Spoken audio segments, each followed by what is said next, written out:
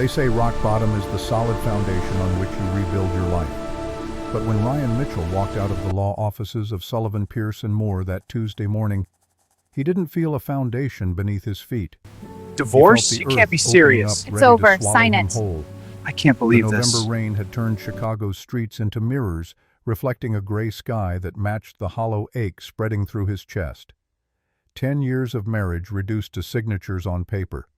10 years of late-night shifts at the factory of designing logistics networks on napkins, while his wife slept of believing that love meant sacrifice without keeping score.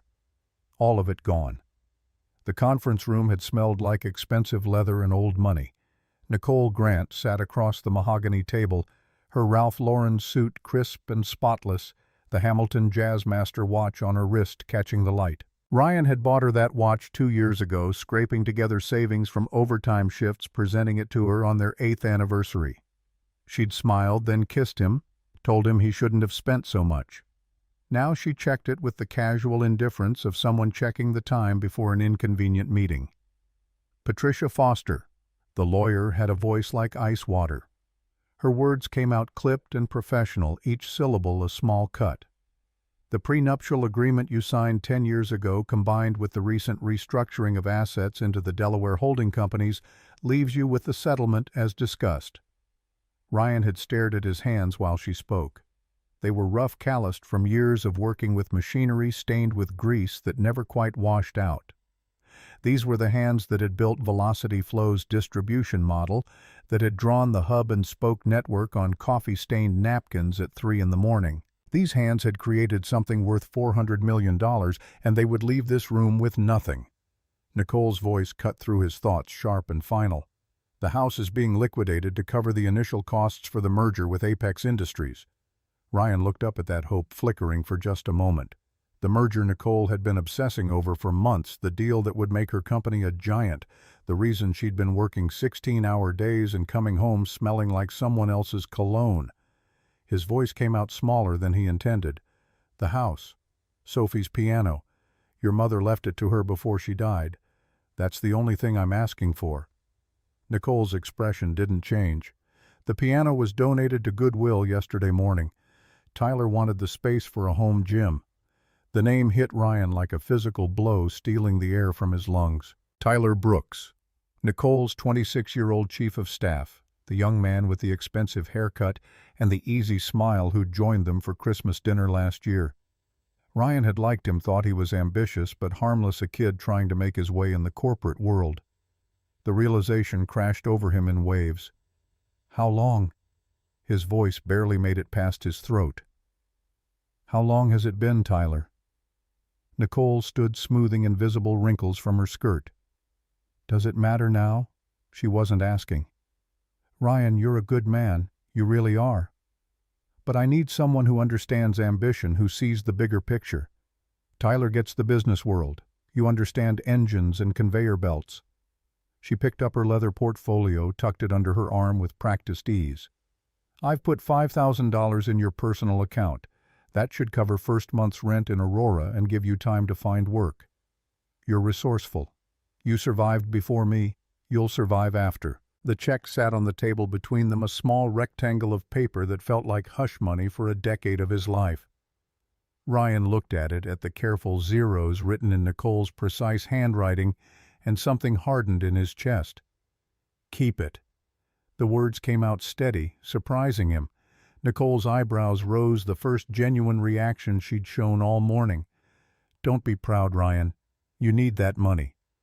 But he was already standing, already reaching for his worn jacket. I don't need money from the woman who just donated my daughter's only inheritance like it was garage sale junk. The walk to the elevator felt like miles. Behind him, Nicole's heels clicked once against the marble floor, then stopped. She didn't call after him. She didn't apologize. The elevator doors closed on her silhouette, already turning back toward the conference room, already moving on to whatever came next in her carefully planned day. Ryan rode down 43 floors in silence, watching the numbers descend, each one taking him further from the life he'd known. The rain hit him the moment he stepped outside. November in Chicago carried a particular kind of cold, the kind that seeped through clothes and settled in bones. Ryan had one duffel bag waiting with the building's doorman, everything he owned that Nicole had allowed him to keep. 3 changes of clothes, his old MIT engineering jacket that no longer fit quite right, a photo album from before the marriage, and the battered notebook where he'd sketched his first logistics designs. The doorman handed it over without meeting his eyes, the way people avoid looking at car accidents. His phone buzzed as he shouldered the bag. Security codes to the house changed at 9 this morning. Your belongings are with the doorman. Please collect by 5 p.m. or they will be removed to the curb. Sophie is with my parents per the custody arrangement. You have her this weekend, Saturday, 9 a.m. to Sunday, 6 p.m. The custody arrangement, joint custody, the lawyer had called it, though nothing about it felt joint. Nicole got their daughter 5 days a week, got to tuck her in at night, help with homework, be there for the small moments that made up a childhood. Ryan got weekends, got to be the fun dad, the one who showed up with treats and planned activities, never quite part of Sophie's daily life. 8 years old, smart as a whip, with her grandmother's talent for piano. The grandmother she'd never meet because cancer had taken Ryan's mother 3 years ago, and the piano had been her dying gift to her granddaughter. Now it was sitting in some Goodwill warehouse waiting to be sold to strangers. Ryan stood on Michigan Avenue, rain soaking through his jacket, and pulled out his phone to call David.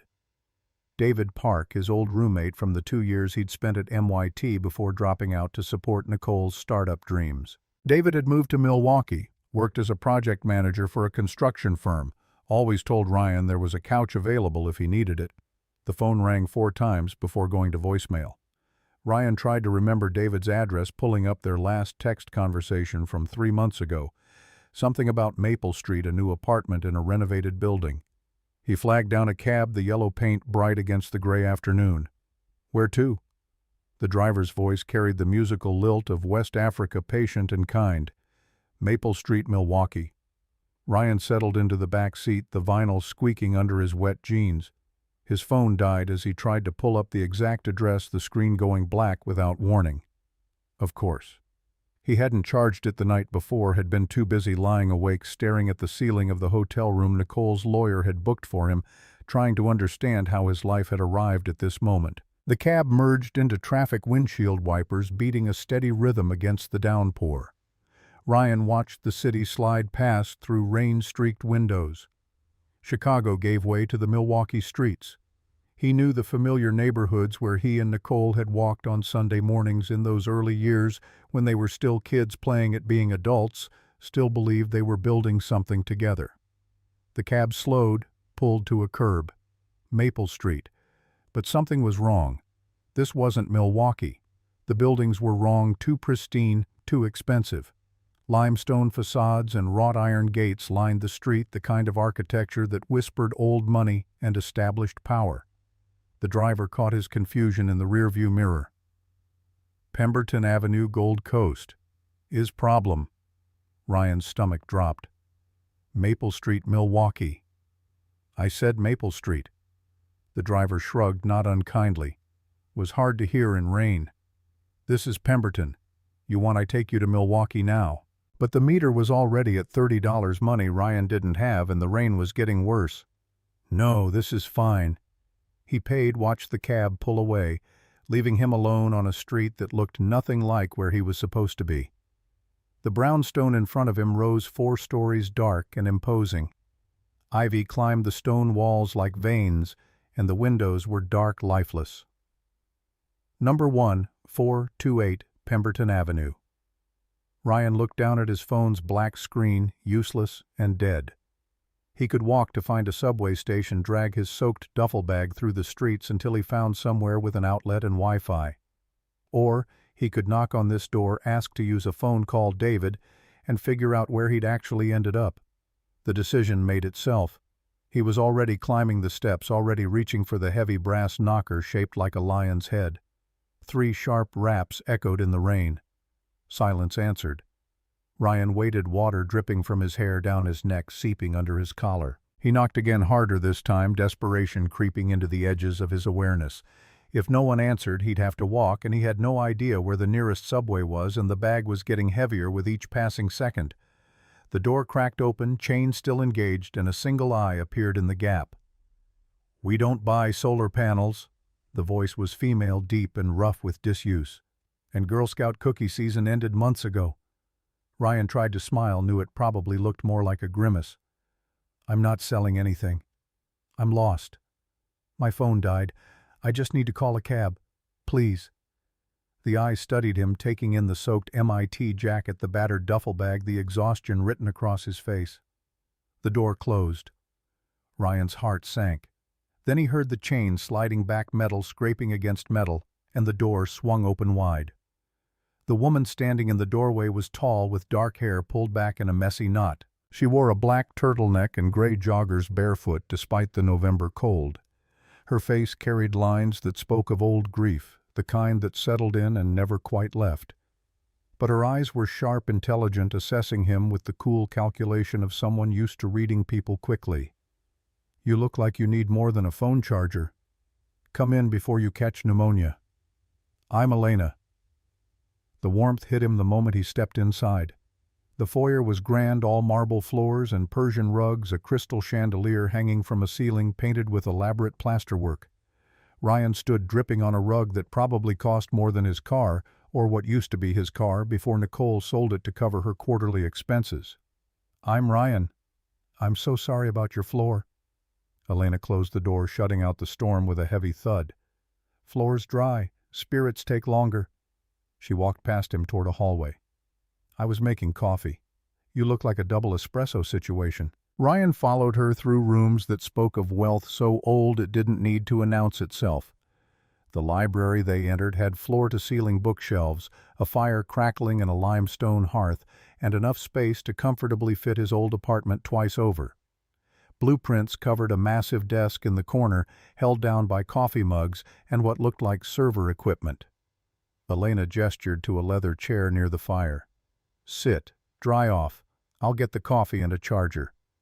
She disappeared through another door, leaving Ryan alone with the realization that he'd stumbled into a world so far removed from his own it might as well be another planet. The fire's warmth worked its way through his wet clothes, slowly unknotting the tension in his shoulders. Ryan looked around the room, taking in details. The books were organized, but well-used, spines cracked and corners dog-eared. Technical manuals sat next to philosophy texts, mathematics beside poetry. On the wall above the mantel hung a framed magazine cover, and Ryan's breath caught when he recognized it. Forbes from 4 years ago. The headline read, "The Crawford Algorithm: How One Woman Revolutionized Tech Logistics." The photo showed a younger version of Elena, her hair sleek and professional, wearing a sharp suit and the confident smile of someone who'd conquered her field.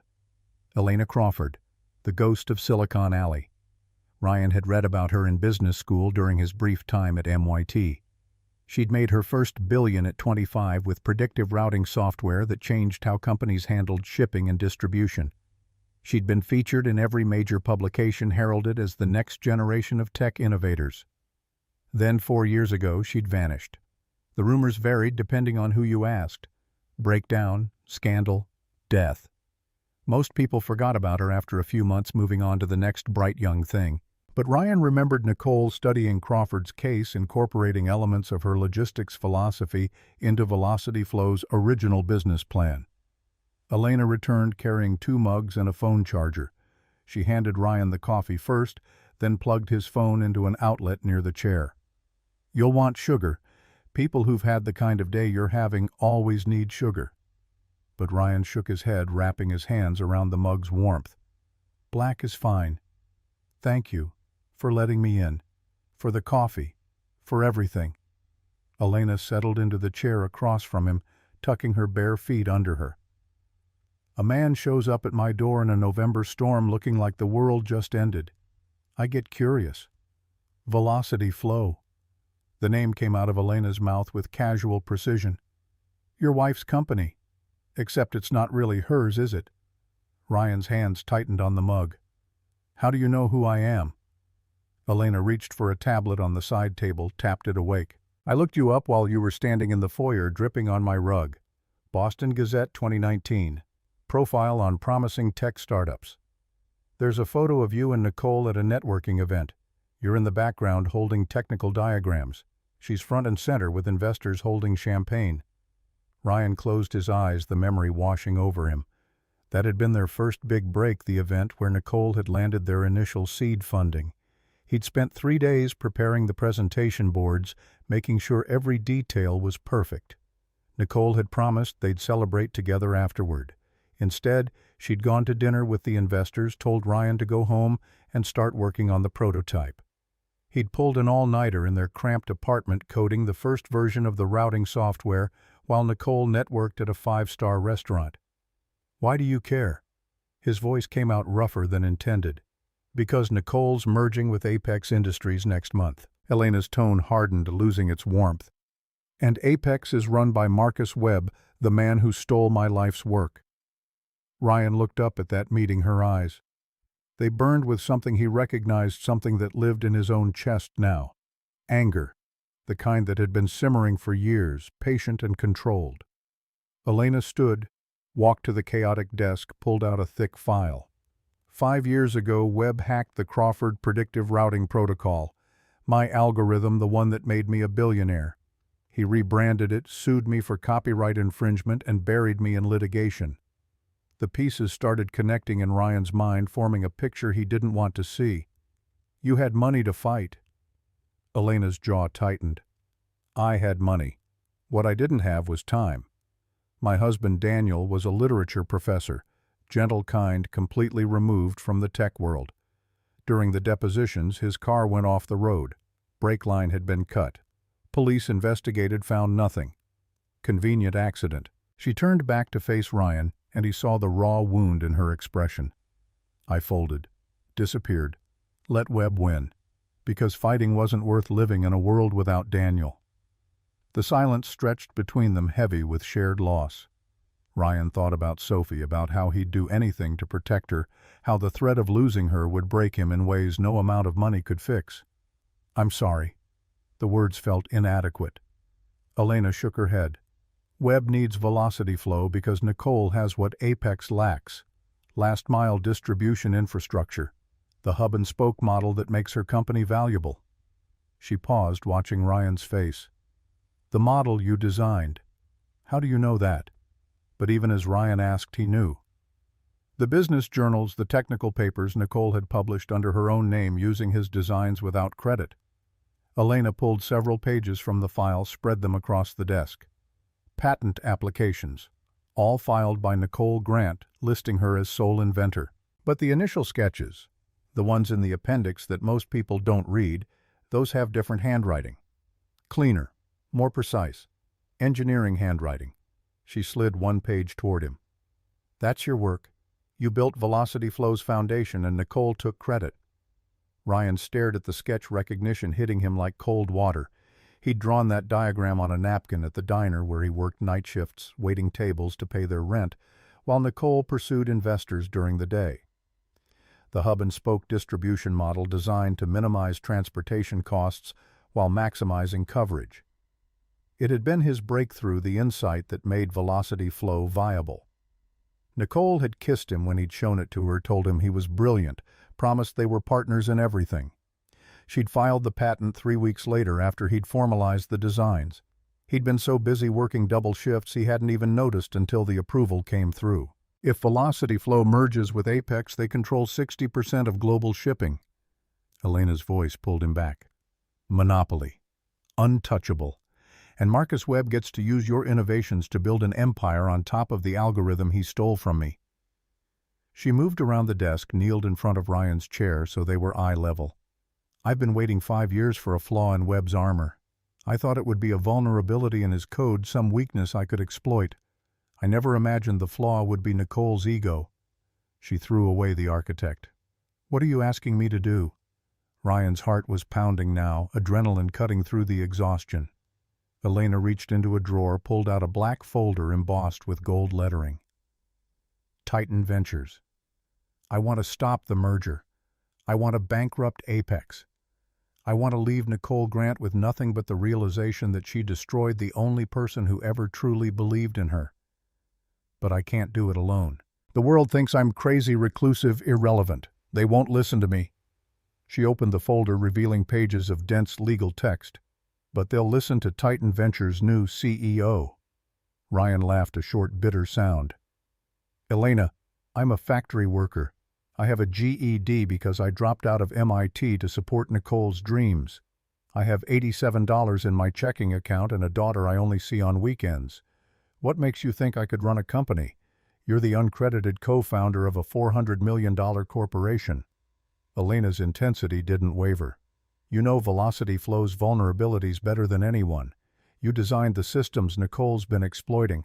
I have capital $4.2 billion sitting in accounts I haven't touched since I went dark. What I need is a face for this operation. A warrior who has something to prove. But why me specifically? Ryan pushed back, needing to understand. You could hire 100 experienced executives. Elena stood paced to the window where rain still battered the glass. Because you have what they don't. Skin in the game. You want to see Nicole's face when she realizes she divorced the man who became her boss. That hunger, that need for vindication, I can't manufacture it. I can't buy it. It has to be real. And Ryan, what they did to you, what they did to us, that's real. The offer sat between them, impossible and tempting. Ryan thought about the piano, about Sophie's face when he'd had to tell her it was gone, about the way Nicole had looked at him in that conference room like he was an inconvenience to be managed. He thought about 10 years of sacrifice, of believing partnership meant putting someone else's dreams before your own, of waking up one day to discover you'd been erased from your own story. Elena was offering him a chance to rewrite the ending. Not revenge exactly. Justice. The restoration of something stolen. What would this partnership look like? Ryan heard himself asking, commitment already forming. Elena returned to the desk, pulled out additional documents. 50-50 equity split in Titan Ventures. We buy up Velocity Flow's supply chain before the merger completes. We acquire their debt, become their primary creditors. We squeeze Nicole's cash flow until the company's worth drops below Apex's interest threshold. The board will panic, vote her out, sell to us for pennies on the dollar. Ryan studied the papers, his engineering mind already seeing the elegant brutality of the plan. There's a catch. There's always a catch. Elena met his eyes. This has to be clean. We're not destroying innocent people's livelihoods. Any deal we make has to protect Velocity Flow's workers. They didn't ask to be caught in this. Ryan felt something ease in his chest. That was the answer he'd needed, the confirmation that Elena's anger hadn't consumed her ethics. I need guarantees. About Sophie. My custody arrangement can't be affected. Elena nodded. Already in the contract. Section 12. Your parental rights are protected, and if Nicole tries to use Titan against you in custody court, we have countermeasures. What kind of countermeasures? Documentation of her affair with Tyler during the marriage. Evidence she's been cooking Velocity Flow's books to impress Apex. Financial records showing she spent company money on personal expenses. Elena's expression was grim. I've been preparing for this for 3 weeks since I first learned about the merger. I knew Webb would make a move. I just needed the right partner to make my countermove. Ryan looked at the contract again, at the careful legal language protecting his interests, and realized Elena had been planning this since before he'd knocked on her door. You knew I'd come here. I knew someone would. Elena's honesty was stark.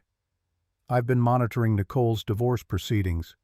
When I saw the settlement terms, saw how she was throwing you away, I put out feelers. Had people watching your movements. Made sure cab drivers in your area knew about the address confusion between Maple and Pemberton. She didn't apologize, didn't soften it. I needed you desperate enough to take a risk, angry enough to want justice, lost enough to walk through a stranger's door in a storm. Ryan should have been angry at the manipulation. Instead, he felt a strange respect. Elena had played chess while Nicole played checkers, thinking 3 moves ahead, setting traps and waiting for the pieces to fall into place. If we do this, I need to know you're not using me the way Nicole did. The words came out quiet but firm. I won't be someone's tool again. I won't build something just to watch someone else take credit. Elena extended her hand. I don't use people, Ryan. I partner with them. Everything in that contract is real. 50-50 means 50-50. You'll have equal say in every decision. We succeed together or we fail together.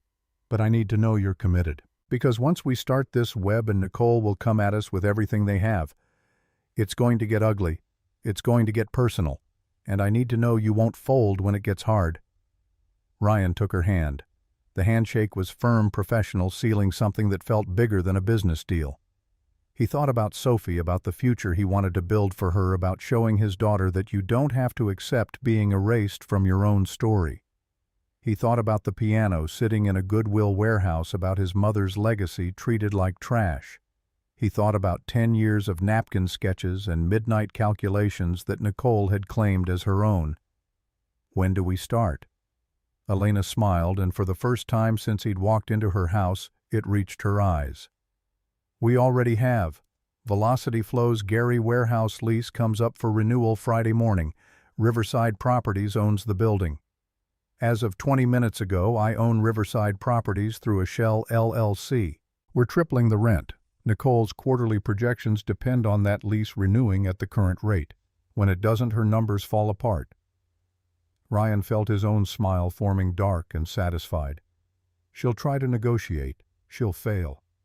Elena pulled up a spreadsheet on her tablet. I've already identified 3 more pressure points. The maintenance contract for her truck fleet expires next month. The revolving credit line with First National is up for review, and the sublease on her Chicago offices has a clause allowing the landlord to terminate with 90 days' notice. The landlord is a subsidiary of a company I acquired 2 years ago. Ryan leaned forward, his mind racing through the implications. You're going to strangle her cash flow. I'm going to make her company toxic before Apex can finalize the merger. Elena's fingers moved across the screen, pulling up more files. But first, we need to make you look the part. Nicole divorced you thinking you're finished. When she sees you again, it needs to be clear she made a catastrophic mistake. The stylist arrives tomorrow morning. We have 3 weeks before the Chicago Tech Gala, where Nicole will be courting Apex investors. That's where we make our move. That's where you walk in as the CEO of Titan Ventures and watch her world start to crumble. 3 weeks. Ryan's exhaustion was lifting, replaced by something sharper. What happens between now and then? Training. Elena stood energized now. You need to learn corporate warfare, how to read a balance sheet like a battlefield map, how to short a stock, how to walk into a boardroom and command respect. You have the intelligence, Ryan. You wouldn't have designed Velocity Flow's infrastructure if you didn't. But you've been working factory floors while Nicole played in the boardroom. We need to level that field fast. Ryan stood as well, feeling the weight of wet clothes and accumulated exhaustion. Where do I sleep? Elena gestured toward the hallway. 3rd floor, east wing. Guest suite. There's a bathroom clothes in the closet that should fit. Tomorrow we start at 6. Bring everything you have on Velocity Flow's operations. Every sketch, every memo, every late-night idea, Nicole dismissed. We're building a weapon, and you're the one who knows where all the vulnerabilities are hidden. The guest suite was larger than the apartment Ryan had shared with Nicole in their early years. King bed with Egyptian cotton sheets, bathroom done in Italian marble, a view of the rain-soaked city through tall windows. Ryan set his duffel bag on a bench, pulled out his old notebook. Page after page of designs, calculations, innovations he'd sketched during breaks at the factory.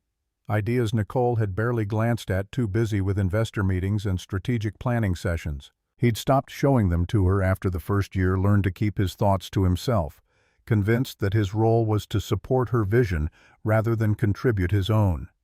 His phone buzzed, finally charged enough to power on. Messages flooded in.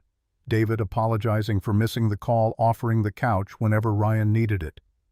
A reminder from Sophie's school about parent-teacher conferences next month. An email from the factory confirming his shift schedule for the week. Ryan stared at that last one, the mundane reality of his life asserting itself. He was supposed to work Monday night, 11 p.m. to 7 a.m., operating the same machinery he'd been running for 3 years.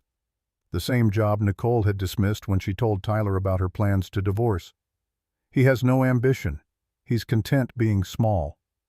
Ryan deleted the email without responding. Whatever came next, it wouldn't involve that factory floor. He pulled up Sophie's contact, hesitated, then sent a message. "I love you, Peanut. See you Saturday. Can't wait to spend the whole day together. We'll do whatever you want." The response came immediately, despite the late hour. "Love you too, Daddy. Can we get pancakes? And go to the park if it stops raining." Ryan smiled, typing back, "Pancakes and park. It's a date. Sleep tight." He set the phone aside, moved to the window. Rain streaked the glass, blurring the city lights into impressionist smears. Somewhere out there, Nicole was probably with Tyler celebrating the successful execution of her divorce strategy. Somewhere, Marcus Webb was planning his merger, counting the money he'd make from absorbing Velocity Flow into his empire. They thought they'd won. They thought Ryan Mitchell was finished, irrelevant, too broken to fight back. They were wrong. Ryan fell asleep in a bed that cost more than his car in a house owned by a woman he'd met 4 hours ago, committed to a plan that would either resurrect his life or destroy what little remained. The rain drummed against the windows, washing away the last traces of who he'd been that morning. When he woke, he'd start becoming someone new. Someone Nicole wouldn't recognize. Someone who'd learned that the worst thing you can do to a person isn't taking everything they have. It's making them think they're nothing without you. Nicole was about to learn the difference. Morning came gray and cold. Ryan woke to find fresh clothes laid out on the bench where his duffel had been. Dark jeans, a crisp button-down boots that were broken in but well-maintained. A note in Elena's precise handwriting. "War Room Basement, level 6 a.m. Coffee's ready. Bring the notebook." He dressed quickly, grabbed the worn pages of his designs, and followed the sound of activity downstairs. The basement had been converted into something that looked like a military command center merged with a tech startup. Servers hummed against one wall, their lights blinking in rhythmic patterns. 8 monitors displayed financial data, news feeds, real-time stock prices. A massive whiteboard covered another wall, already marked with diagrams and timelines in Elena's handwriting. She stood in front of it, hair still wet from a shower, wearing dark slacks and a simple black blazer. She turned when Ryan entered, gestured to a mug waiting on the desk. "Double espresso. You'll need it." Ryan took the coffee, studied the whiteboard. Velocity Flow's organizational chart took up the left side with names and positions connected by lines showing power structures and relationships. On the right, Apex's corporate hierarchy mirrored it. Between them, Elena had drawn connections in red marker, mapping the merger's intended integration. It was elegant and brutal, showing exactly how Webb planned to absorb Nicole's company while eliminating redundancies, which meant laying off approximately 30% of Velocity Flow's workforce. Nicole knows this. Ryan's voice was flat. "She knows Webb's going to gut her company, and she's doing it anyway." Elena nodded. "She gets a C-suite position at Apex, a substantial payout, and a seat on the board. For Nicole, that's more valuable than loyalty to the people who built her company." Ryan thought about the workers he'd met during the early days, the logistics coordinators and warehouse managers who'd believed in Nicole's vision, who'd taken pay cuts to help the startup survive its first lean years. They'd be the ones sacrificed to make this merger work. Can we save them? The question came out before Ryan could stop it. Elena's expression softened slightly. "That's why I like you. Most people in your position would be thinking pure revenge.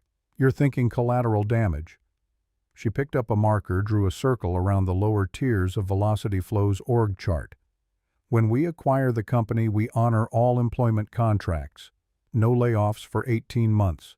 Stock options get protected at pre-crash values.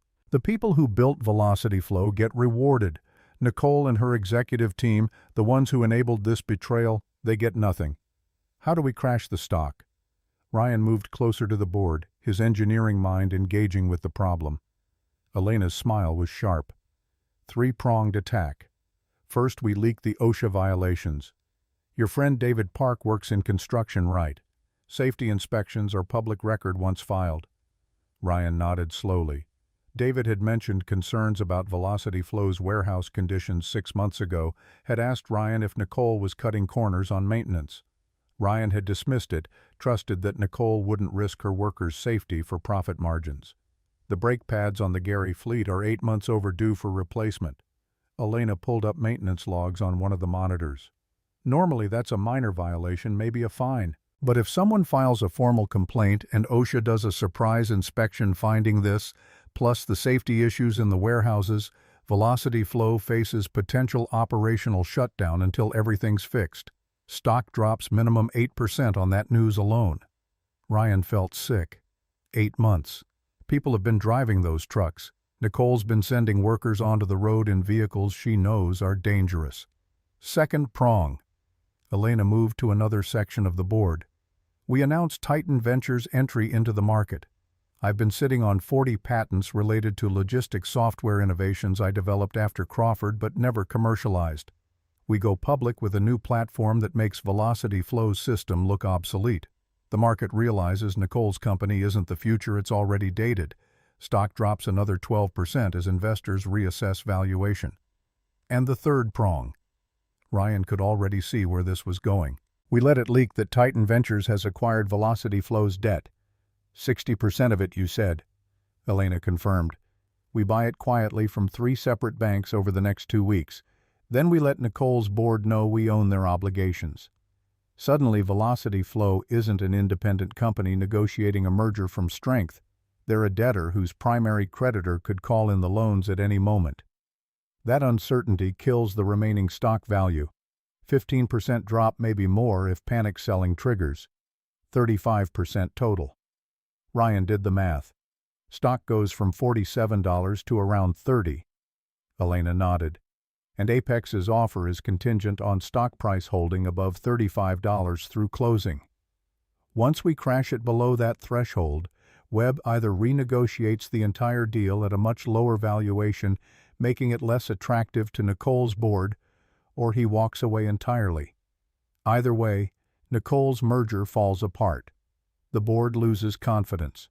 They start looking for alternative buyers, who happen to be us. Ryan finished. Titan Ventures swoops in with an offer that protects workers but removes Nicole from power. We get the company at a bargain price, restore its value using Elena's patents, and rebuild it into what it should have been all along. He looked at Elena. This is brilliant, and completely ruthless.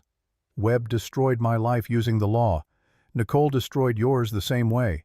Elena's voice hardened. I'm not interested in illegal revenge. I want to beat them at their own game using the same systems they used against us. Corporate warfare is just chess with higher stakes. The better strategist wins. Ryan understood. This wasn't about burning everything down in rage.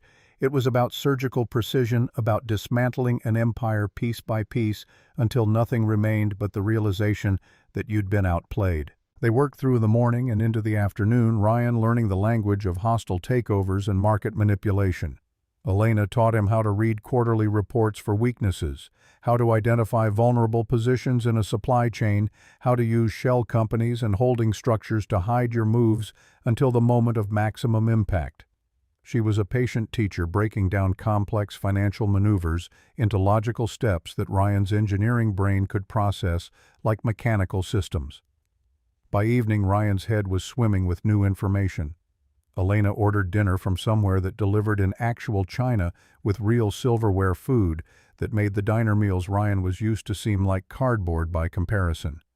They ate in the library, reviewing Velocity Flow's third-quarter earnings report, identifying the lies hidden in optimistic projections. Nicole had inflated revenue numbers by booking sales that hadn't actually closed, counting purchase orders as completed transactions. Legal technically, but misleading. The kind of accounting tricks that worked until someone looked close enough to notice the discrepancies. How long have you known Nicole was doing this? Ryan pushed his plate away, appetite gone. Elena pulled up older reports, showed him the pattern emerging over 2 years, since she started talking to Apex. Webb probably taught her these tricks. Make the company look more valuable than it is, inflate the merger price, cash out before anyone realizes the numbers were smoke. Ryan felt the anger building again, the slow burn of betrayal.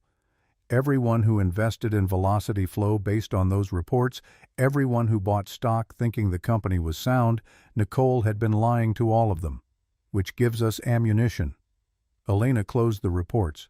We don't need to prove fraud. We just need to raise questions. Hint that earnings might be restated. Suggest there could be accounting irregularities. The uncertainty alone will tank investor confidence.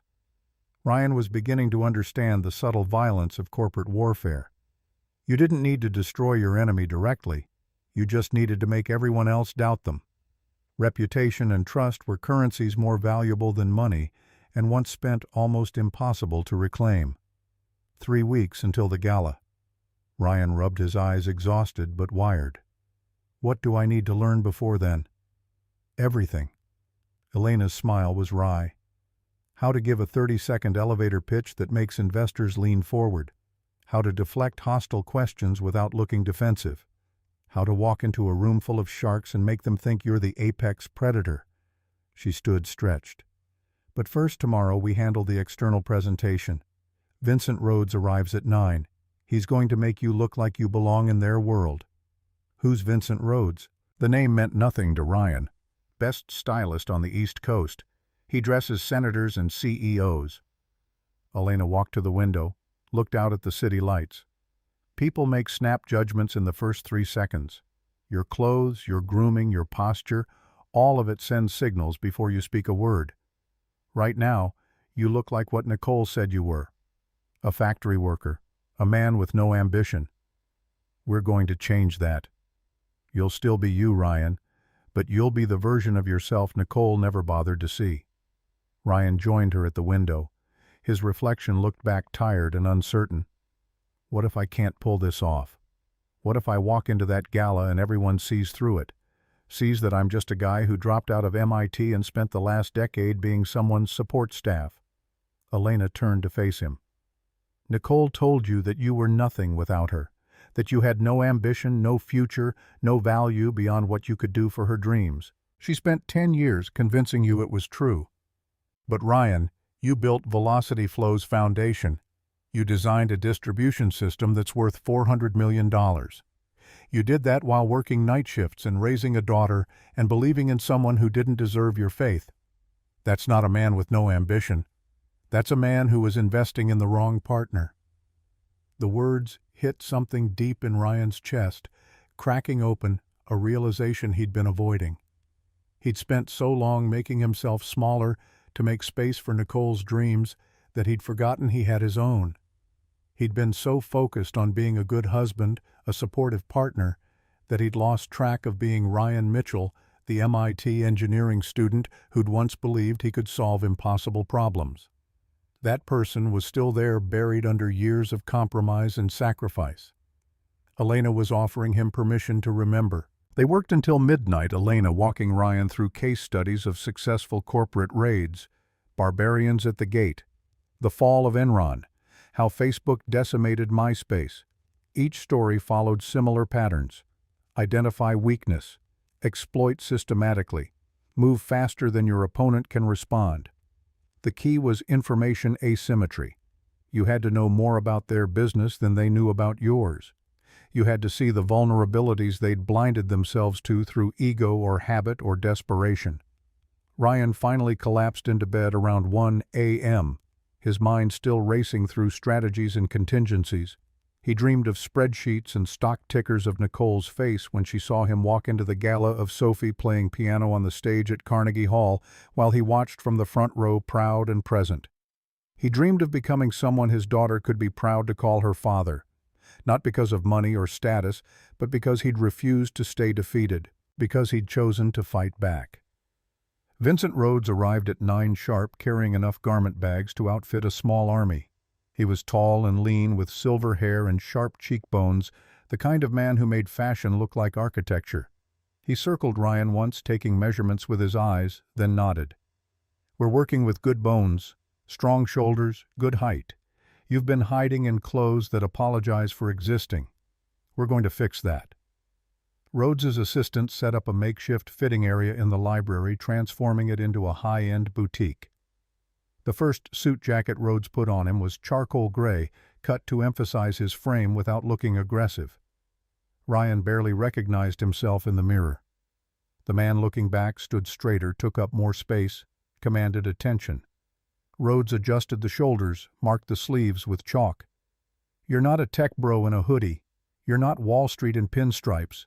You're something else. An engineer who understands business. Someone who built something real with his hands. We dress you like that. Substance over flash. Precision over show. They worked through the morning, Rhodes building a wardrobe that felt like armor. Dark suits in gray and navy, crisp white shirts with subtle details, boots that were polished but practical. No tie. Rhodes was adamant about that. Ties signal you're trying to fit in. Open collar signals you don't need to. You're establishing your own rules. The accessories were minimal. A Bulova Precisionist vintage but perfectly maintained, the kind of watch an engineer would wear because it kept perfect time, not because it cost a fortune. Elena watched from the corner, occasionally vetoing choices that felt too corporate, pushing Rhodes toward pieces that felt authentic to who Ryan actually was. She understood something Rhodes didn't. This wasn't just about looking the part. It was about Ryan reclaiming himself, finding the version of his identity that existed outside Nicole's shadow. The clothes had to feel like home, not costume. By afternoon, they had it. Ryan stood in the mirror wearing charcoal pants, a white shirt, and a navy blazer, looking like someone who'd walked away from academia into business on his own terms. "You'll wear this to the gala." Rhodes packed the suit carefully. "The rest of the wardrobe is for the 3 weeks leading up to it. Board meetings, investor lunches, anywhere you need to be taken seriously." Ryan thanked him, meaning it. Rhodes paused at the door. "Mr. Mitchell, I've dressed a lot of powerful people. Most of them wear power like borrowed clothes. You wear it like you've been saving it for the right occasion. Don't waste that." The rest of the week blurred into intensive training. Elena brought in experts on corporate finance, securities, law, media relations. Each one taught Ryan a different aspect of the game Nicole and Webb were playing. How to answer a journalist's question without actually answering it.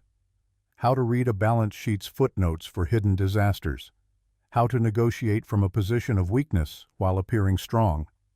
Ryan absorbed it all, his brain making connections between business strategy and the engineering problems he'd solved for years.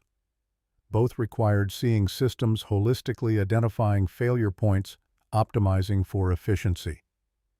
Saturday morning arrived too soon, and not soon enough. Ryan borrowed Elena's car, drove to Nicole's parents' house in Wisconsin to pick up Sophie. His daughter ran out the front door when she saw him, her joy uncomplicated and perfect. "Daddy." She launched herself into his arms, 8 years old and full of energy. "You promised pancakes." Ryan held her tight, breathing in the scent of her shampoo. "I never break promises to you, Peanut. Let's go find the best pancakes in the city." They spent the day in Millennium Park despite the cold, feeding ducks and riding the carousel. Sophie chattered about school, about her friends, about the new piano teacher Nicole had hired, who was nice but didn't understand that Sophie liked to improvise, not just play what was written. Ryan listened, really listened, storing away every detail. When Sophie asked about the divorce, her voice small and worried, Ryan chose his words carefully. "Your mom and I couldn't make our marriage work. But that doesn't change anything about how much we love you. You're still the most important person in both our worlds. Is it true you don't live in our house anymore?" Sophie's eyes were wide, trying to understand. Ryan nodded. "I'm staying somewhere else for now, but I'm working on building something new, something that's going to make you proud." Sophie considered this.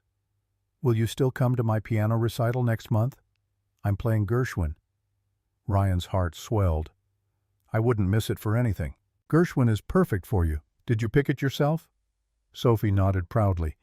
"Mrs. Harrison said I should play something classical, but I told her Gershwin is American classical and that counts." They got ice cream even though it was freezing, sat on a bench watching the city move around them. Sophie leaned against his shoulder. "I miss you, Daddy." "I miss you too, Peanut. More than you know. But things are going to get better. I'm going to make sure of it." He said it like a promise, and Sophie accepted it with the faith children have in their parents. "Okay." She smiled up at him. "Can we go to the Science Museum next weekend?" Ryan laughed. "Anything you want. You're the boss." Dropping Sophie back at Nicole's parents' house felt like tearing off a limb. She hugged him extra long, making him promise to call every night before bed. Ryan drove back to Chicago with tears in his eyes, the anger at Nicole burning hotter. She'd taken so much from him, his work, his credit, his marriage. But the worst thing she'd taken was time with Sophie. Years of daily moments he'd never get back. Bedtime stories and morning pancakes and helping with homework. Nicole had reduced him to weekends, to being a visitor in his daughter's life. That theft was the one he couldn't forgive. Elena was waiting when he got back, Chinese takeout containers spread across the library table. How was she? Ryan smiled despite everything. Perfect. She's playing Gershwin at her recital next month. Elena raised an eyebrow. American Prelude. Nice choice. Ryan looked at her in surprise. You know Gershwin? Elena shrugged. My mother was a piano teacher. I grew up with Rhapsody in Blue playing at 6 a.m. every morning. It's why I went into math and science. Rebellion. They ate and planned, Ryan catching Elena up on the minor details of his day while she walked him through the week ahead. Monday, they'd execute the first move, the OSHA complaint that would trigger inspections. Wednesday, they'd leak news of Titan Ventures' market entry. Friday, they'd finalize the debt acquisition. Each step carefully timed to create maximum pressure on Velocity Flow's stock price. Nicole would be scrambling to contain the damage, trying to keep Apex confident while her company fell apart around her. Ryan's phone buzzed. A text from Nicole. We need to discuss Sophie's schedule. Tyler and I are planning a vacation in December, and I'll need to adjust your weekends. The casual presumption in her words, the way she mentioned Tyler like he was already part of Sophie's life, it made Ryan's hands shake. He showed Elena the message. She read it, her expression darkening. Tyler's never even met Sophie. Nicole's introducing her daughter to her affair partner less than a month after the divorce. Ryan felt the rage building. What do I say? Nothing. Elena's voice was flat. Not yet. In 3 weeks, when we own her company and she's facing unemployment, we renegotiate the custody arrangement from a position of strength. Right now, we let her think she's won. Let her plan her vacation. Let her believe Ryan Mitchell is too weak to fight back. Ryan stared at the message, every instinct screaming to respond, to defend his rights as Sophie's father. But Elena was right. Responding now accomplished nothing. Better to wait to strike when Nicole was vulnerable, when she'd already lost everything else. The second week was harder. Ryan had to quit the factory job, walking away from the only steady income he had. His manager was disappointed but understanding. You're too smart for this floor, Mitchell. Always knew you were meant for something bigger. Ryan cleaned out his locker, said goodbye to the guys he'd worked alongside for 3 years. They were good people, honest workers who showed up and did their jobs without complaint. The kind of people Nicole had forgotten existed while she played power games in boardrooms. Ryan promised himself that when Titan succeeded, he'd find ways to hire people like them. Elena filled his days with preparation. Mock board meetings where she played hostile investors, throwing questions designed to rattle him. Media training with a former journalist who taught him how to control an interview instead of being controlled by it. Financial modeling sessions where they projected Velocity Flow's quarterly results under different scenarios. Ryan's brain ached from the information overload, but he was learning. More importantly, he was changing. The man who'd walked out of that divorce meeting 2 weeks ago wouldn't recognize the person he was becoming. Wednesday of the second week, they made their first public move. Titan Ventures launched a website announcing their entry into the logistics space, complete with white papers showcasing Elena's new patents. The technology was revolutionary, using AI and machine learning to optimize routes in real time, adapting to traffic and weather faster than any human dispatcher could manage. The logistics industry blogs went wild, analysts scrambling to understand where this company had come from. Velocity Flow's stock dropped 8% in a single day. Ryan watched the numbers fall on the monitors in Elena's war room, feeling a grim satisfaction. Nicole would be in emergency meetings with her board, trying to explain why a competitor had emerged seemingly overnight with technology that made her systems obsolete. She'd be calling Apex, reassuring them the merger was still valuable. Webb would be questioning that value, wondering if he'd overestimated Velocity Flow's worth. The dominoes were starting to fall. That night, Elena opened a bottle of wine from her cellar, something expensive enough to make Ryan nervous about drinking it. To the first victory. She raised her glass. Ryan clinked it against hers. To many more. They drank the wine rich and complex. Elena studied him over the rim of her glass. You're different than you were 2 weeks ago. Ryan considered that. I feel different. Like I've been asleep and I'm finally waking up. Elena nodded slowly. Nicole made you forget who you were. That's what abusers do, Ryan. They convince you that you're nothing without them. But you were never nothing. You just believed the lie. The word hung in the air. Abuser. Ryan had never thought of Nicole that way, had always framed their relationship as a partnership that failed. But Elena was right. The systematic erosion of his confidence, the way Nicole dismissed his ideas while stealing them, the isolation from his friends and passions, the control over finances and decisions. It had been abuse, subtle and sophisticated, but abuse nonetheless. Recognizing it felt like opening a door he'd kept locked for years. Behind it was anger, yes, but also grief. Mourning for the time he'd lost the person he might have been if he'd valued himself more. I should have seen it. Ryan set down his glass. Should have left earlier. Elena shook her head. That's what victims always say. But you loved her. You trusted her. You believed in the partnership she promised. None of that makes you weak or stupid. It makes you human. Ryan met her eyes, saw understanding there. You know this from experience. Elena's smile was sad. My first marriage before Daniel. I was 23, fresh off my first success. He was older, sophisticated, told me I was brilliant but rough around the edges. Spent 3 years smoothing my edges until I almost disappeared. Left him built. Crawford found Daniel. Real partnership showed me what a mockery the first marriage had been.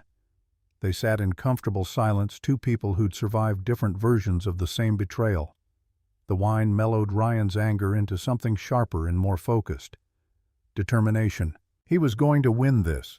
Not just for revenge, but for redemption. For Sophie, who deserved a father who taught her to value herself. For every person who'd been made to feel small by someone who should have built them up. For the version of himself that deserved a second chance. Friday of the third week, everything accelerated. The debt acquisition finalized Ryan and Elena, now holding 62% of Velocity Flow's obligations. The OSHA investigation leaked to the press, journalists reporting on potential safety violations. Velocity Flow's stock was at $29 and falling. Nicole's board called an emergency meeting. Through carefully placed sources, Elena learned they were discussing contingency plans, questioning whether the Apex merger could survive the mounting problems. Ryan studied the stock charts, watching the destruction of Nicole's empire in real time. He should have felt triumphant. Instead, he felt hollow. This is too easy. He looked at Elena. Why isn't she fighting back? Elena's expression was grim. Because she doesn't know who's attacking her. To Nicole, Titan Ventures is just a random competitor. She has no idea you're involved. No idea I exist beyond ancient history. She's fighting blind, trying to contain damage without understanding the source. That's our advantage. But it won't last. Ryan understood. Once we show up at the gala, once she sees me, she'll know. She'll go nuclear. Elena nodded. Which is why we need to be ready for her countermove. Nicole's smart, vicious when cornered. She'll try to use Sophie against you. Try to paint you as unstable, unemployed, unfit for custody. We need to preempt that. Ryan's protective instincts flared. How? Legal documentation. Elena pulled out files she'd been preparing. Statements from Sophie's school showing you're engaged and present. Financial records proving you have stable backing. A letter from a child psychologist affirming that Sophie's well-being is your priority. We build a wall she can't breach. Ryan spent the weekend organizing his defense, making sure every aspect of his life could withstand Nicole's inevitable assault. He called Sophie every night, their conversations recorded and saved as evidence of his involvement in her life. He met with lawyers. Elena recommended people who specialized in custody battles where one parent tried to weaponize wealth. They assured him that courts cared about stability and love, not bank accounts. Ryan wanted to believe them. The fear of losing Sophie was the only thing that could make him hesitate in this war. Sunday night, 5 days before the gala, Elena's phone rang. She answered, listened, her face going pale. She hung up without saying a word. What? Ryan's alarm spiked. Elena met his eyes. Marcus Webb just called me. Personally. Said he'd heard rumors about Titan Ventures. Wanted to meet. Discuss possible collaboration. Ryan processed that. He knows. Not about you specifically. But he knows someone's targeting Velocity Flow. He's trying to find out who and turn them into an ally instead of an enemy. Are you going to meet him? Elena was already shaking her head. No. But his call means we've moved from the shadows into his awareness. Things are about to get more dangerous. Webb doesn't just play business games, Ryan. He plays for keeps. If he sees us as a threat to his merger, he'll come at us with everything. Legal, financial, maybe even physical. We need to be prepared for that. Ryan thought about the brake line on Daniel's car, about the convenient accident that had never been proven. What do we do? Elena stood, paced to the window. We move up the timeline. The gala is Saturday. We were going to wait until then to make our move, but if Webb's already suspicious, we need to act now. Tomorrow we call a press conference. Announce that Titan Ventures is making an offer to acquire Velocity Flow. Force Nicole and Webb to respond before they're ready. That's a huge risk. Ryan followed her logic. If we show our hand too early, they'll have time to mount a defense. Elena turned back to him. But if we wait and Webb figures out who we are, he sabotages us first. This way we control the narrative. We frame the acquisition as a rescue mission. Titan Ventures saving Velocity Flow from mismanagement and failed merger prospects. We're the heroes. Nicole's the incompetent CEO who ran her company into the ground. The board will be much more likely to accept our offer if we position it right. Ryan felt the pieces clicking into place. We'd still go to the gala, still make the public appearance. But by then, the offer would already be on the table. Nicole would have to face me knowing I'm not just competition. I'm the person trying to take everything she has. The symmetry of it was perfect. Nicole had divorced him thinking he was nothing. She'd see him at the gala as the CEO attempting to acquire the company she'd built on his designs. The reversal was almost poetic. They worked through the night preparing the press release and acquisition proposal. Elena's lawyers reviewed every word, making sure the language was legally bulletproof. The offer was generous to shareholders and employees, brutal to existing management. Ryan Mitchell and Elena Crawford would assume control, implementing new technology and protecting jobs. Nicole Grant and her executive team would be removed, given severance but no ongoing role. It was a corporate execution disguised as a rescue. Dawn broke over Chicago, pale light filtering through the library windows. Ryan hadn't slept, running on coffee and adrenaline. Elena looked equally exhausted, her hair escaping its knot, dark circles under her eyes. They'd built something together in these 3 weeks, a partnership that felt more real than his marriage ever had. Not romance exactly, something deeper, mutual respect between two people who'd been destroyed and chose to rebuild. Two engineers of their own redemption. The press conference was scheduled for 10 a.m. Ryan showered, dressed in one of the suits Vincent Rhodes had created, looked at himself in the mirror and saw someone he was starting to recognize. Not the man who'd knocked on Elena's door 3 weeks ago, broken and desperate. Not the husband who'd spent 10 years making himself smaller. Someone in between. Someone still becoming. He thought about Sophie, about showing his daughter that you could fall and get back up. That being knocked down wasn't the same as being defeated. Elena was waiting in the foyer, wearing a sharp navy suit and heels that made her even taller. She looked every inch the tech billionaire she'd once been, power radiating from her like heat. Ready? She didn't ask. Ryan nodded. For Sophie. For everyone Nicole crushed on her way up. For both of us. Elena's smile was fierce.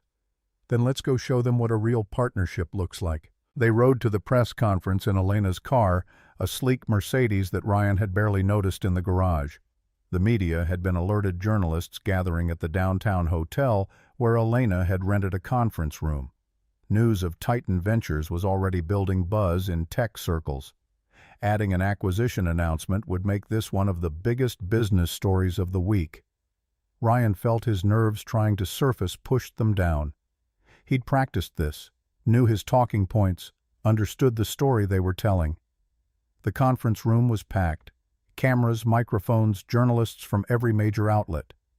Ryan walked to the podium beside Elena, his heart pounding but his expression calm. This was it. The moment everything changed. The moment Nicole's world started crumbling and his started rebuilding. Elena stepped to the microphone first, her voice clear and strong. "Good morning. I'm Elena Crawford, CEO of Titan Ventures. With me is Ryan Mitchell, our Chief Operating Officer and co-founder. We're here to announce our intention to acquire Velocity Flow Corporation." The room erupted. Ryan stood still, letting the chaos wash over him. Somewhere across the city, Nicole was about to get a phone call that would destroy her morning.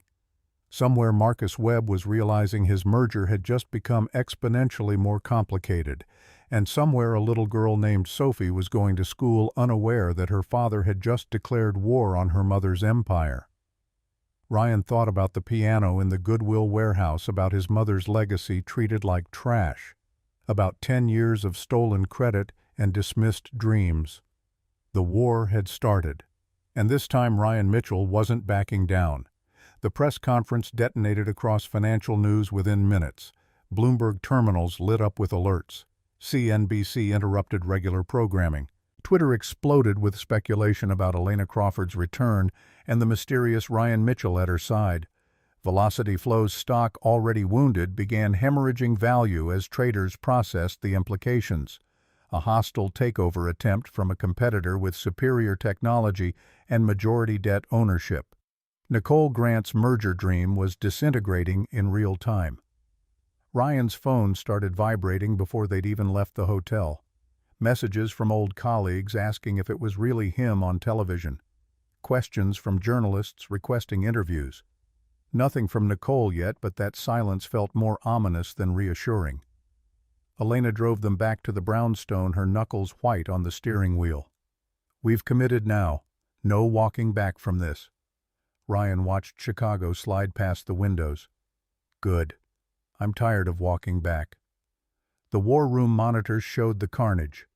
Velocity Flow down another 17% by noon, trading suspended twice for volatility. Apex's stock also dropping as analysts questioned whether their merger target was about to be stolen. Marcus Webb would be in emergency sessions with his board deciding whether to increase his offer or cut his losses. Nicole would be fielding calls from panicked investors trying to maintain confidence while her foundation crumbled. Elena pulled up a news clip. A business analyst was breaking down Titan Ventures technology on screen, comparing it favorably to Velocity Flow's dated systems. The language was brutal.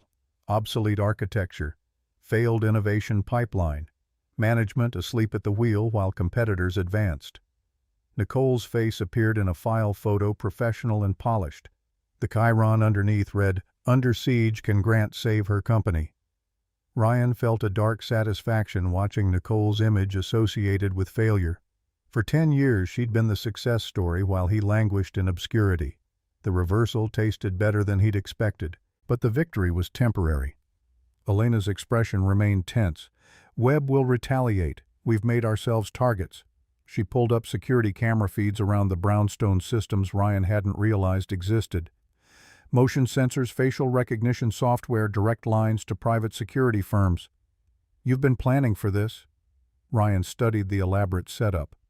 Elena nodded. "Since Daniel died, I don't take chances with powerful enemies.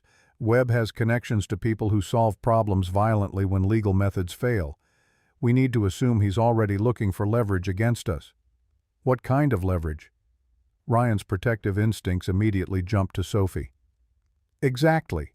Elena typed commands, bringing up a new screen. "I've already arranged security for your daughter. Discreet professional. They'll watch the school, your ex-in-law's house, anywhere Sophie might be vulnerable. If Webb tries to use her to pressure you, we'll know immediately." Ryan felt gratitude and unease mixing. He'd started this wanting to reclaim what Nicole stole. Now he was entering a world where his daughter needed bodyguards. The gala was Saturday night, 4 days away. Elena walked Ryan through what to expect. 800 people, mostly industry executives and investors. Nicole would be there with Tyler, trying to project confidence despite the chaos. Webb would attend assessing threats and opportunities. Ryan and Elena's presence would shift every dynamic in the room. We're not going to hide in the corner. Elena's plan was aggressive. We work the room talk to board members, make it clear Titan isn't going away. Let Nicole see you comfortable and powerful. Let her understand exactly what she threw away. Ryan practiced his pitch until the words felt natural. Titan Ventures represents the future of logistics technology. We're not interested in destroying velocity flow, we're interested in saving it from mismanagement. The employees deserve leadership that values innovation over ego. Shareholders deserve honesty over inflated projections. We're offering both. Elena played hostile investor, throwing curveball questions designed to shake him. Why should we trust a CEO who's been out of the game for a decade? Ryan met her challenge calmly. I've been building systems while others were building brands. Substance over flash. Results over rhetoric. Thursday afternoon brought the first direct countermove. Nicole's lawyers filed an emergency injunction seeking to block Titan's acquisition attempt on antitrust grounds. The legal argument was thin, clearly a delaying tactic, but it would require response. Elena's legal team moved immediately, filing counter-arguments that exposed the frivolousness of Nicole's claims. The judge scheduled a hearing for Monday after the weekend after the gala. Nicole was buying time, trying to shore up support before facing Ryan publicly. That evening, Ryan called Sophie for their nightly conversation. She was excited about a science project building a model solar system with papier-mâché planets. Her enthusiasm was infectious, pulling Ryan out of the corporate warfare mindset into something purer. "You sound happy, Daddy." Sophie's observation cut through his defenses. "I am Peanut. I'm building something important. Something I should have built a long time ago. Will I get to see it?" Sophie's question held innocent curiosity. Ryan smiled. "Soon. When it's finished, you'll be the first person I show." Friday morning, Nicole finally called. Ryan had been expecting it, bracing for her rage. Instead, her voice came through cold and controlled. "You have 48 hours to withdraw your acquisition attempt. If you don't, I'll petition the court to revoke your custody pending a full evaluation of your fitness as a parent." The threat landed exactly where she'd aimed it. Ryan's hand tightened on the phone. "You'd use Sophie as a weapon." Nicole's laugh was bitter. "You started this war, Ryan. You don't get to claim moral high ground now. Withdraw, and we'll maintain the current arrangement. Continue, and I'll make sure you lose everything that matters." Ryan ended the call without responding, fury vibrating through his chest. Elena found him in the library, pacing like a caged animal. She filed the custody threat. The words came out harsh. Elena remained calm. "Her lawyers will argue you're unemployed and unstable, taking direction from a reclusive tech founder with a history of paranoid behavior. It's garbage, but it'll create uncertainty." Ryan stopped pacing. "Can she win?" Elena met his eyes. "Not if we execute perfectly. Our legal documentation is solid. But she can make the next few months hell. Drag you through evaluations and hearings, make you spend resources fighting her instead of finishing the acquisition. It's what she wants."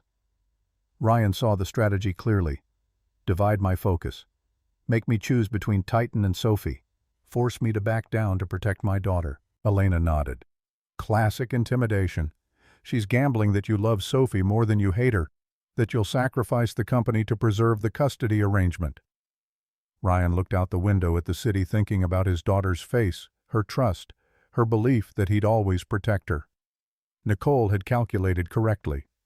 He would give up everything for Sophie, but he wouldn't have to, because Nicole made a mistake. Elena joined him at the window. "She assumed you're alone, that threatening Sophie would isolate you, force you to fold.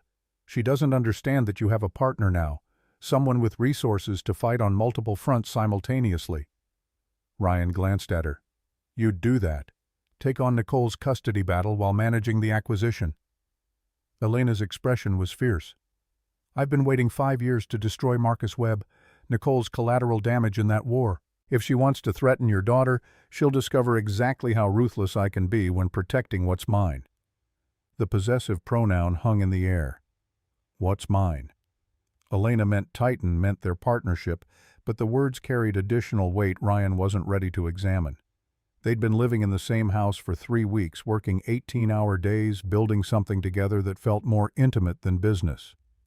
Late nights reviewing contracts had turned into sharing stories about their pasts. Coffee at dawn had become a comfortable ritual. Ryan had started noticing small details. The way Elena pushed her hair back when concentrating, her dry humor emerging after midnight, the careful way she asked about Sophie, genuinely interested in his daughter's life. But there was no time for that kind of thinking. Not yet.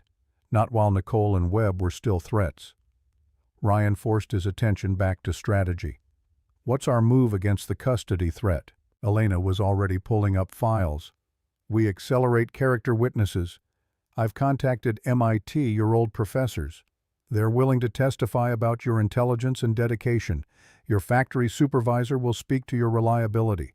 Sophie's teachers rave about your involvement. We build a wall of credible voices saying Ryan Mitchell is an exemplary father. And we go on offense. Elena's eyes glinted.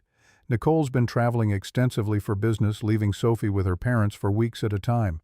We document every instance where she prioritized work over her daughter, every school event she missed, every canceled weekend. We don't need to prove she's a bad mother, just that you're the more present parent. The court cares about stability and involvement. You win on both metrics. Saturday arrived with aggressive autumn cold, the kind that promised early winter. Ryan spent the morning in final preparation, Elena drilling him on names and faces he'd need to recognize at the gala. Board members who might be swayed, journalists who could amplify their message, investors who'd appreciate Titan's vision. Vincent Rhodes arrived at 4 to do final fitting checks, adjusting Ryan's suit until it draped perfectly. You look dangerous. Rhodes stepped back satisfied, like someone who knows exactly what he's worth. The ballroom at the Drake Hotel glittered with wealth and ambition. Crystal chandeliers cast warm light over women in designer gowns and men in tuxedos that cost more than cars. Nicole stood near the center with Tyler wearing crimson silk that screamed for attention. Her smile looked brittle makeup unable to completely hide the stress fractures. Tyler hovered at her elbow, whispering something that made her laugh. The sound carried false notes performance for nearby observers. Marcus Webb circled the room like a shark evaluating prey. 62 years old, but fit, bald head gleaming under the lights. His tuxedo was custom Savile Row, his presence commanding despite his average height. He moved from conversation to conversation, collecting information, dispensing calculated charm. His eyes were cold, assessing everyone for useful leverage. When he looked toward Nicole, his expression held contempt, barely masked as concern. She was a failing asset, potentially more trouble than value. Ryan and Elena arrived fashionably late-timed for maximum impact. The ballroom entrance required descending a curved staircase visible from the entire floor. Elena wore midnight blue silk, her dark hair swept up to reveal diamond earrings that caught light with every movement. She looked exactly like the tech billionaire she'd been, power and elegance combined. Ryan wore his charcoal suit, the Bulova precisionist, catching his eye as he checked the time. 8:15. Conversation in the ballroom created a low roar, hundreds of deals being negotiated over champagne. They started down the stairs. The effect was immediate and cascading. Someone near the bottom recognized Elena first, their exclamation cutting through nearby chatter.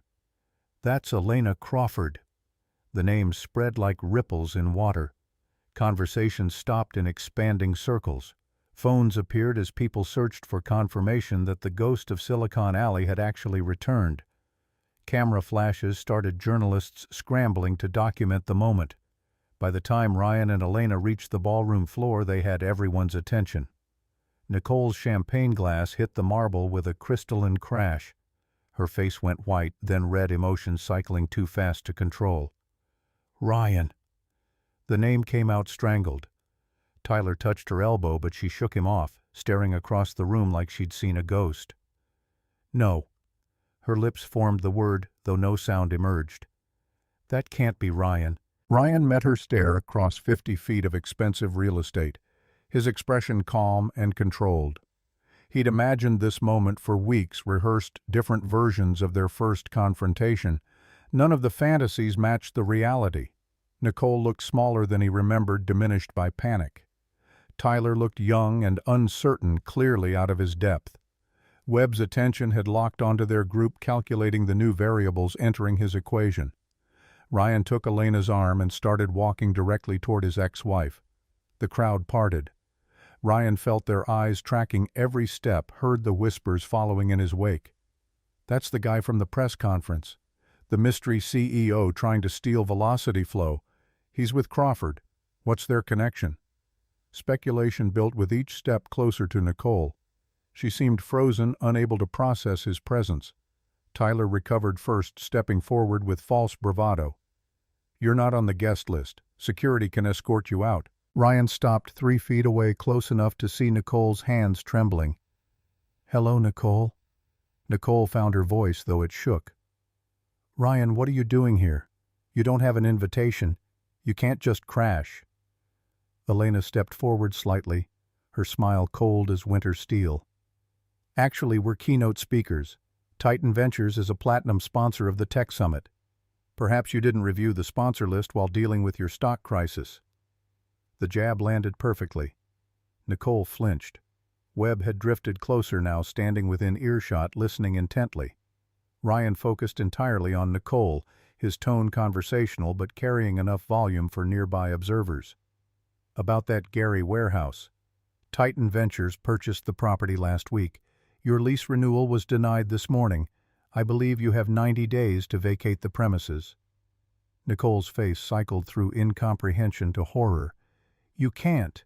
That's our primary distribution hub. We process 60% of East Coast volume through that facility." Ryan's expression didn't change. "You should have considered operational continuity before donating family heirlooms to Goodwill." The reference to the piano was deliberate, personal, a reminder that this was more than business. Nicole's eyes widened with understanding. "This is about the divorce. You're destroying my company because you're angry about our marriage ending." Her voice rose, attracting more attention. Tyler stepped between them, chest puffed. "You need to leave Nicole alone. You're embarrassing yourself, acting like some bitter ex-husband." Ryan finally looked at Tyler, really looked at him. The younger man wilted slightly under scrutiny. "Kid, I was designing distribution networks when you were in high school. Sit down before you make this worse for yourself." Tyler's jaw clenched, but he held his ground. "I'm the vice president of strategic operations. You can't talk to me like that." Ryan turned back to Nicole, dismissing Tyler entirely. Is he always this clueless, or is tonight special? Nicole's composure was fracturing, cracks spreading visibly. "Ryan, please, we can discuss this privately. There's no need to make a scene." Elena moved smoothly into the gap, addressing the growing circle of observers. "Forgive the personal drama, but there's actually important business news. Titan Ventures is offering to acquire Velocity Flow at $18 per share premium to current market value. We'll protect all employee positions and pension benefits." She paused, meeting Webb's eyes directly. "Unlike Apex's offer, which requires 30% workforce reduction and liquidates the pension fund to cover merger costs." Webb's expression went arctic. "You're making accusations without evidence. Our offer has been thoroughly vetted by Velocity Flow's board." Elena pulled a tablet from her clutch, swiped it open. "I have copies of your due diligence documents. Section 14 clearly outlines workforce reductions. Section 23 details pension fund restructuring, which is corporate speak for theft. Shall I email these to the journalists present, or would you like to revise your statement?" Webb's jaw tightened, but he said nothing. Nicole looked between Webb and Elena, realization dawning. "You plan to gut my company. Fire my people. Webb told me the merger would preserve jobs."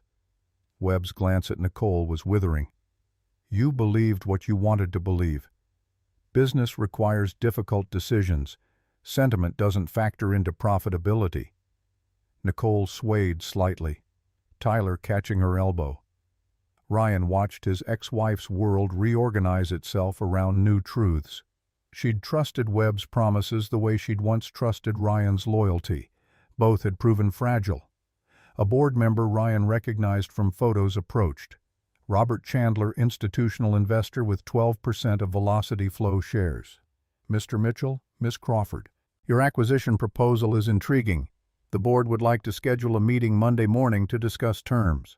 Nicole turned on Chandler. You can't seriously consider this. Ryan's unemployed. He's nobody. He has no experience running a company. Chandler's expression was patient but firm. Mr. Mitchell co-founded your company, Nicole. His logistics designs are the foundation of your value. Perhaps you should have considered that before the divorce. The public rebuke silenced Nicole. Ryan felt no triumph, only weary satisfaction at facts finally acknowledged. More board members were gravitating toward their group, scenting blood in the water. Nicole's control over her own company was evaporating in real time. Tyler tried to pull her toward the exit, but she resisted, pride demanding she not flee. Webb had withdrawn slightly, recalculating his position. The merger was dying. His investment was souring. Nicole was becoming a liability. Ryan leaned in close enough that only Nicole could hear. You said I'd never amount to anything, that I was content being small. You were wrong about a lot of things, but that was the biggest mistake. Because I wasn't small, Nicole. You just needed me to believe I was so you could feel bigger. Nicole's eyes filled with tears, mascara threatening to run. I loved you. We could have built this together. Ryan pulled back his voice, carrying finality. You built it alone by stealing my work. Now you'll lose it the same way. Alone. He turned away, Elena at his side, leaving Nicole standing in the wreckage of her certainty. They moved through the ballroom, accepting congratulations from people Ryan didn't recognize, fielding questions from journalists about Titan's technology. Elena handled the details smoothly, Ryan adding technical depth when needed. They were a practiced team, finishing each other's thoughts, presenting united front. The evening stretched into performance, every conversation strategic, every smile calculated. By midnight, they'd secured commitments from enough board members to guarantee Monday's meeting would go their way. Velocity flow was effectively won pending legal formalities. Ryan and Elena left the gala in Elena's Mercedes, exhaustion and adrenaline mixing into something electric. We did it. Ryan stared at the city sliding past. First phase complete. Elena nodded, but her tension remained. Webb's planning his countermove. I saw him making calls in the corner. Whatever happens next will be worse than tonight. They reached the brownstone near 1 a.m. Elena parked in the private garage, security systems engaging as the door closed. The house felt like sanctuary after hours of performance. Ryan loosened his tie, followed Elena into the library where their war room monitors still displayed financial data. Velocity Flow had closed at $16 down from $29 a week ago, from $47 3 weeks ago. Nicole's $400 million company was now worth less than $200 million. The destruction was surgical and complete. Ryan poured 2 glasses of bourbon from the decanter Elena kept for late nights. They drank in silence, coming down from the evening's intensity. You were incredible tonight. Elena accepted the compliment with tired grace. So were you. Nicole didn't see it coming. None of them did. Ryan swirled the amber liquid. Is it always like this? Corporate warfare? The performance, the calculated cruelty? Elena considered. Only when it's personal. Most acquisitions are just math. This one's about justice. That makes it different. Sharper. Ryan's phone buzzed. A message from Nicole. We need to talk. Tomorrow, please. He showed it to Elena, who frowned. Could be a trap. Webb might be coaching her, looking for leverage. Or she's genuinely broken. Ryan studied the message, trying to read emotion through digital text. Either way, I'm not meeting her alone. Elena nodded. We maintain the advantage. She comes to us on our terms or not at all. Ryan typed a response. Titan office, 10 a.m. Bring your lawyer if you want. Sent. They finished the bourbon, the silence comfortable despite the churning thoughts. Ryan should have gone to bed, needed sleep before tomorrow's confrontation. Instead, he found himself asking the question that had been building. Why me, Elena? Really, you could have done this without a front man, could have stayed hidden and pulled strings. Why bring me into it? Elena set down her glass, meeting his eyes. Because you deserved it. The answer came without hesitation. Nicole stole your work. Webb stole mine. We both got erased by people who valued winning over ethics. I wanted a partner who understood that, who'd fight because it was right, not just because it was profitable. And Ryan sensed there was more. Elena smiled slightly. And I was lonely. 5 years hiding in this house, plotting revenge, living in the past. You knocked on my door and reminded me what it felt like to build something with someone, to trust again. The admission hung between them, vulnerable and honest. Ryan felt the distance closing, the partnership evolving into something undefined and complicated. Before he could respond, his phone rang. Unknown number. He answered cautiously. Mr. Mitchell? The voice was cultured, familiar from news interviews. Marcus Webb. We should talk before Monday's board meeting. I think we can reach an arrangement beneficial to both parties. Ryan put the call on speaker so Elena could hear.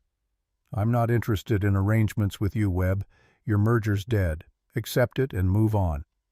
Webb's laugh was dry. You're operating on incomplete information. I have leverage you haven't considered. Leverage that makes Titan's acquisition impossible unless you negotiate with me. What leverage? Ryan kept his voice neutral. Webb's pause was calculated for maximum effect. I know about the Crawford Protocol theft.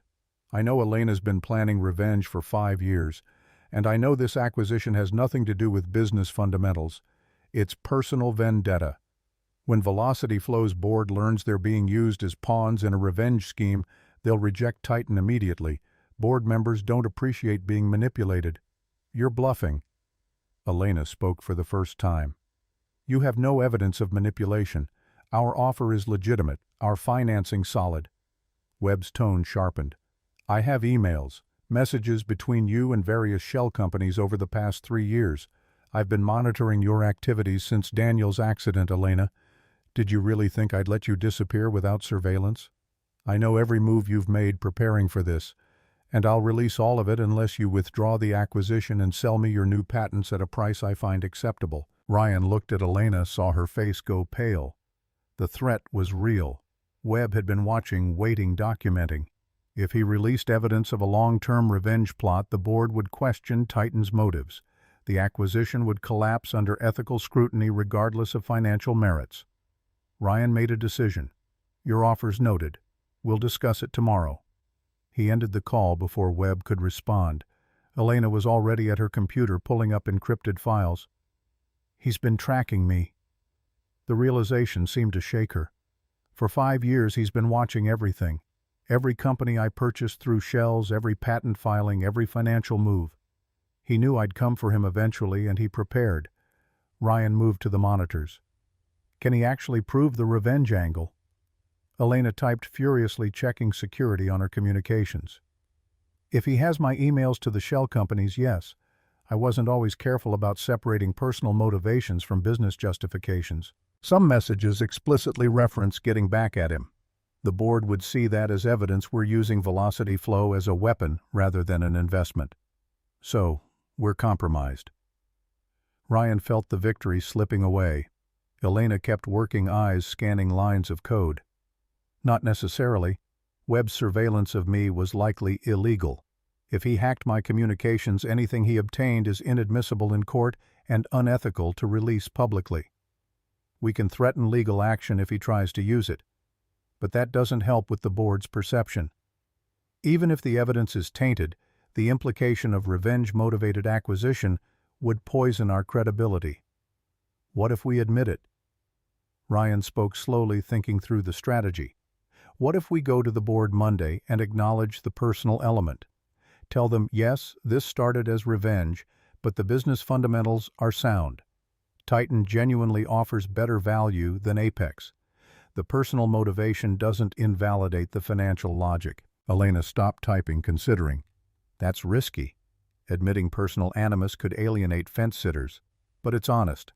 And after tonight, after Nicole's public meltdown, the board already suspects personal dynamics. Trying to hide it might seem more suspicious than owning it. They spent the next hour crafting a new pitch, one that acknowledged the revenge element while emphasizing Titan's superior technology and employee protections. It felt vulnerable, exposing their motivations to scrutiny. But it was also authentic in a way corporate dealings rarely allowed. Ryan drafted talking points. Yes, Nicole Grant and I were married. Yes, she took credit for work I did. But that doesn't change the fact that Velocity Flow needs better technology and leadership.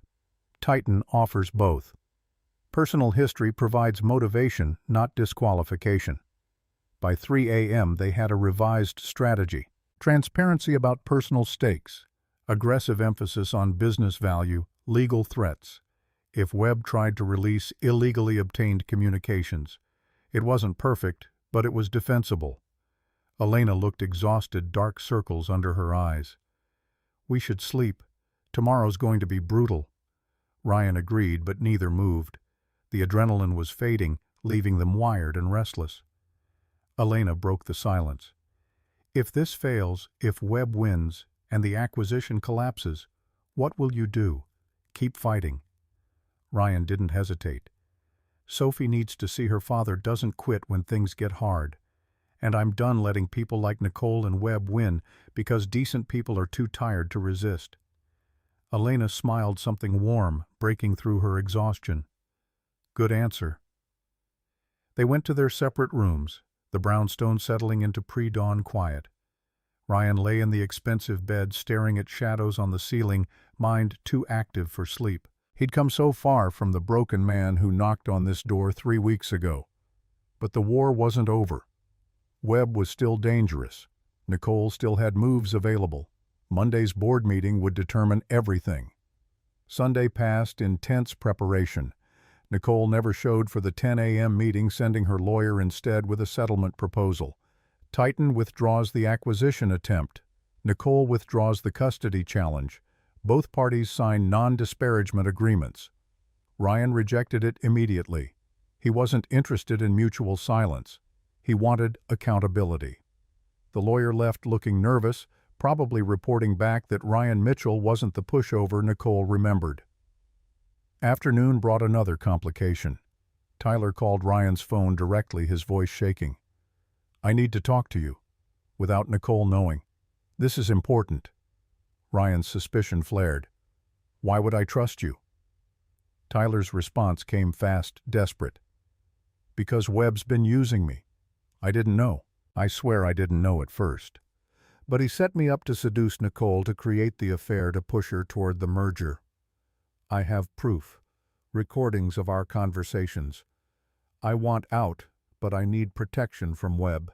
He's dangerous. Ryan put Tyler on speaker. Elena listened, her expression skeptical. Why the sudden conscience? Tyler's breathing was audible. Nicole just told me about the custody threat, about using Sophie as leverage. I didn't sign up for hurting kids. I thought this was just corporate strategy. But she's talking about taking your daughter away and Webb's encouraging it, and I can't. I just can't be part of that. The emotion sounded genuine, though Ryan had learned not to trust appearances. Where are you? Elena spoke sharply. Tyler gave an address in Wicker Park. Elena checked it against databases, confirming it wasn't an obvious trap. We'll meet you. 1 hour. Come alone. If this is a setup, Tyler, you'll regret it more than you can imagine. They disconnected. Elena was already pulling up security protocols. This could be legitimate. Webb recruiting Tyler as a plant makes sense. He'd want someone inside Nicole's operation to ensure the merger went smoothly, but it could also be Webb using Tyler as bait to get us vulnerable. They went heavily prepared. Elena brought a driver, a former military contractor she trusted. They wore discreet body cameras. The meeting location was a coffee shop in Wicker Park, public enough to discourage violence, private enough for serious conversation. Tyler sat in the back corner looking genuinely terrified. He was younger than Ryan had realized at the gala, maybe 27, with the kind of conventional handsomeness that came from good genetics and expensive grooming. Now he looked haggard, beard growth shadowing his jaw, eyes bloodshot. Ryan and Elena sat across from him. Tyler immediately pulled out a phone, set it on the table. Everything's on here. Recordings of Webb explaining the plan. How I was supposed to get close to Nicole, encourage her worst instincts, make her dependent on me emotionally so I could steer her toward apex. I have texts showing he knew about Nicole's accounting irregularities and told her to keep hiding them until after the merger closed. He planned to use that as blackmail once she was trapped inside Apex. Why did you go along with it? Ryan couldn't keep the contempt from his voice. Tyler's hands shook. Webb paid me $200,000 upfront, promised another $300 after the merger. I'm 26, drowning in student loans trying to break into executive track. He made it sound like standard corporate espionage. By the time I realized how personal it was, how much he genuinely wanted to destroy you both, I was in too deep. The rationalization sounded pathetic, but probably true. Elena took the phone, started reviewing files. This is substantial. If authentic, it proves Webb engaged in fraud and manipulation. It also proves Nicole knew about the accounting issues and deliberately hid them from her board. This destroys both of them. Tyler nodded miserably. I know. That's why I'll testify to whatever you need. Give depositions, wear a wire, anything. I just want protection from Webb. He's already called me twice today asking why I didn't report back after the gala. I think he suspects I'm wavering. What do you want in return?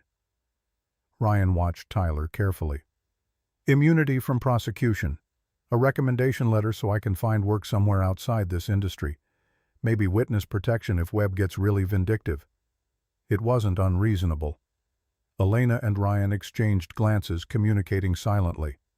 Tyler's defection could end this war decisively, but trusting him required faith. They were both short on. We'll need to verify everything on this phone. Elena pocketed the device. You'll come back to our location, stay in a secure room while we authenticate. If it checks out, we'll discuss terms. Tyler agreed immediately, relief visible. They transported him to the brownstone, setting him up in a guest room with security monitoring. Elena's technical team started analyzing the recordings while lawyers reviewed for legal sufficiency. Ryan watched through monitors as Tyler paced his room, alternating between anxious and resigned. If he's acting, he's committed to it. Elena stood beside him. Or he's genuinely scared. Webb has a reputation for eliminating problems. Tyler probably realizes he's become a loose end. By evening, the verification came back. Authentic. Tyler's recordings were damning.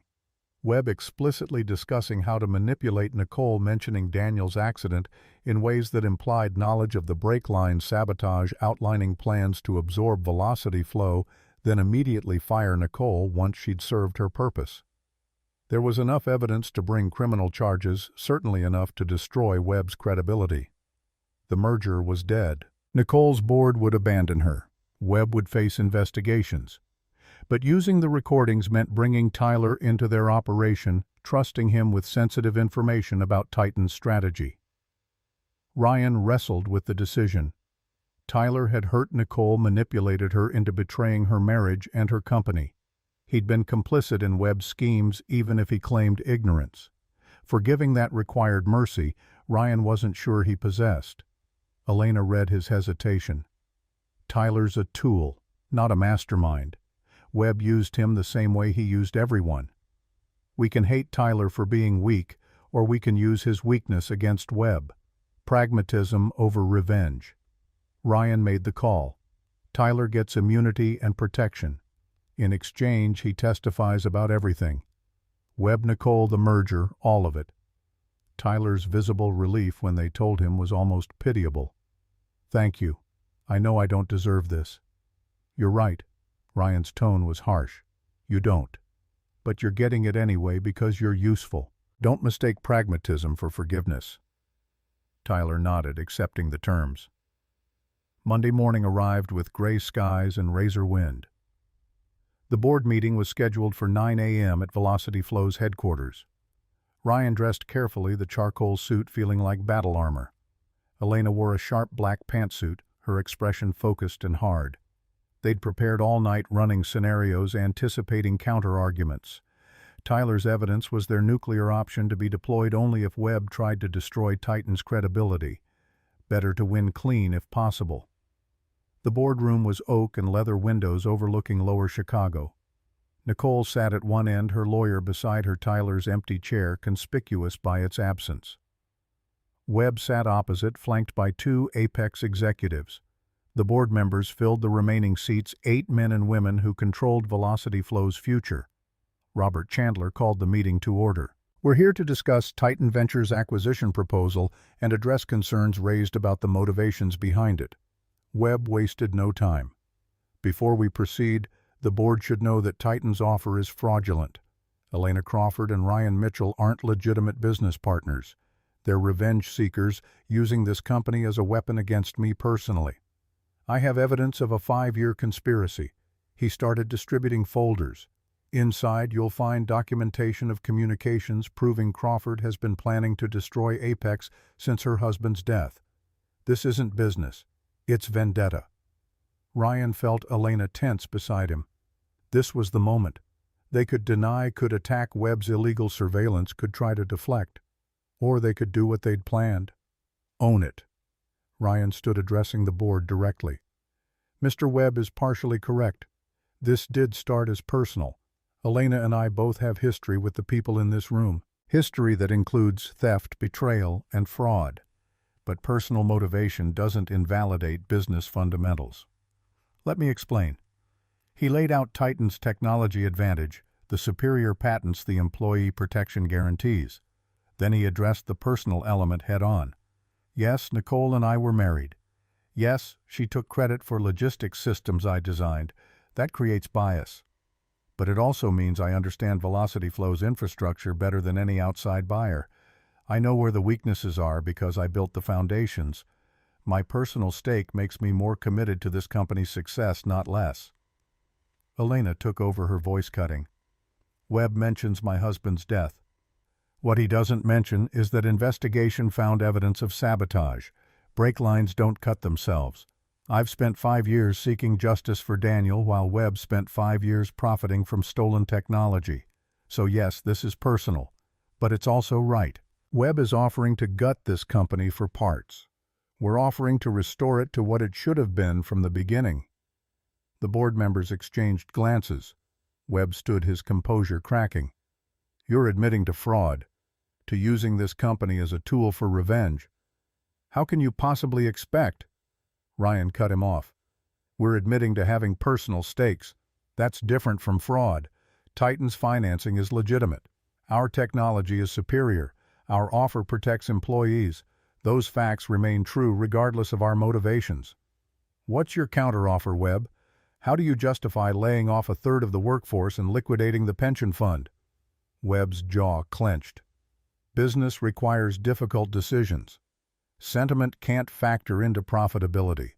The response was bloodless and calculated. Several board members visibly recoiled. Ryan pressed the advantage. That's the difference between Titan and Apex. We see employees as assets worth protecting. Webb sees them as expenses to eliminate. Which vision do you want leading this company? Nicole finally spoke, her voice strained. The board should also know that Ryan is using our daughter to pressure me. He's threatened custody to force my cooperation.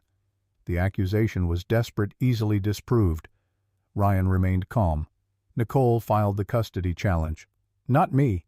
I have documentation proving she threatened to revoke my parental rights if I didn't withdraw the acquisition. She's the one weaponizing Sophie. Not Titan. Elena added a final blow. We also have evidence that Ms. Grant has been cooking the books to impress Apex. Revenue recognition irregularities, deferred expense games, the kinds of accounting tricks that make quarterly numbers look better than reality. Webb knew about this and encouraged it because he planned to use that knowledge as blackmail after the merger. We have recordings. The boardroom went silent. Nicole's face drained of color. Webb's composure finally shattered. Those recordings are fabricated, illegal. You can't. They're authentic and admissible. Elena cut him off. Verified by independent forensic analysis.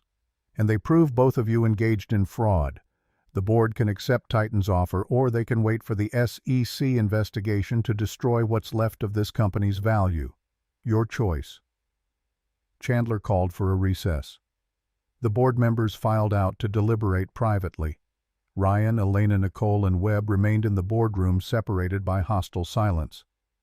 Nicole stared at the table, tears tracking silently down her face. Tyler's betrayal had broken something fundamental in her.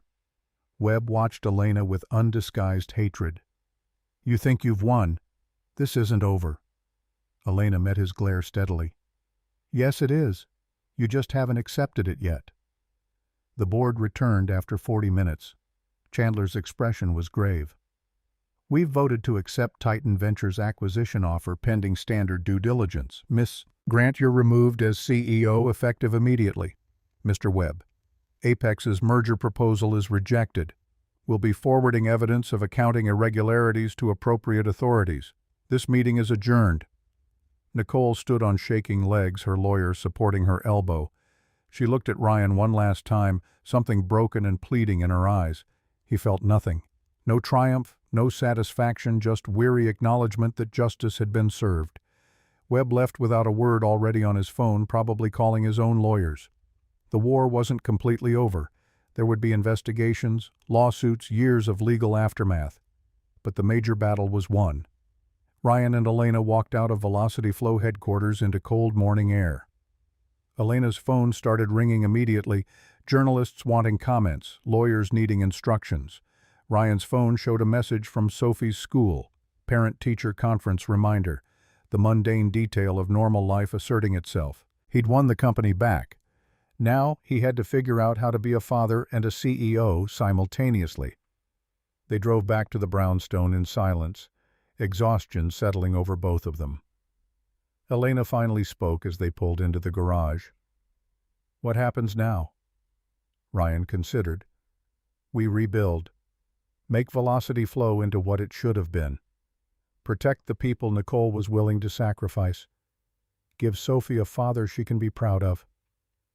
Elena nodded slowly. "And us? What happens with us?" Ryan met her eyes, seeing the question behind the question. 3 weeks living in close quarters, building trust, creating something that felt like more than partnership. "I don't know." The honest answer felt necessary. "I'm not ready to think about us yet. Not until Sophie's settled, the company's stable, the legal aftermath is handled. But Elena, you saved me, gave me back my life.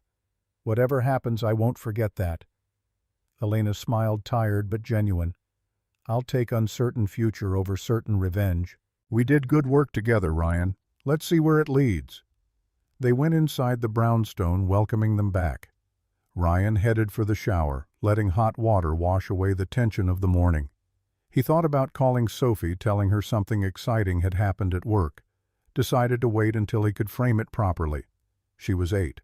She didn't need to know about corporate warfare. She just needed to know her father was building something good. Ryan was toweling off when his phone rang. Unknown number again. He answered warily. "Mr. Mitchell?" A woman's voice, professional and measured. "This is Patricia Foster, your divorce attorney.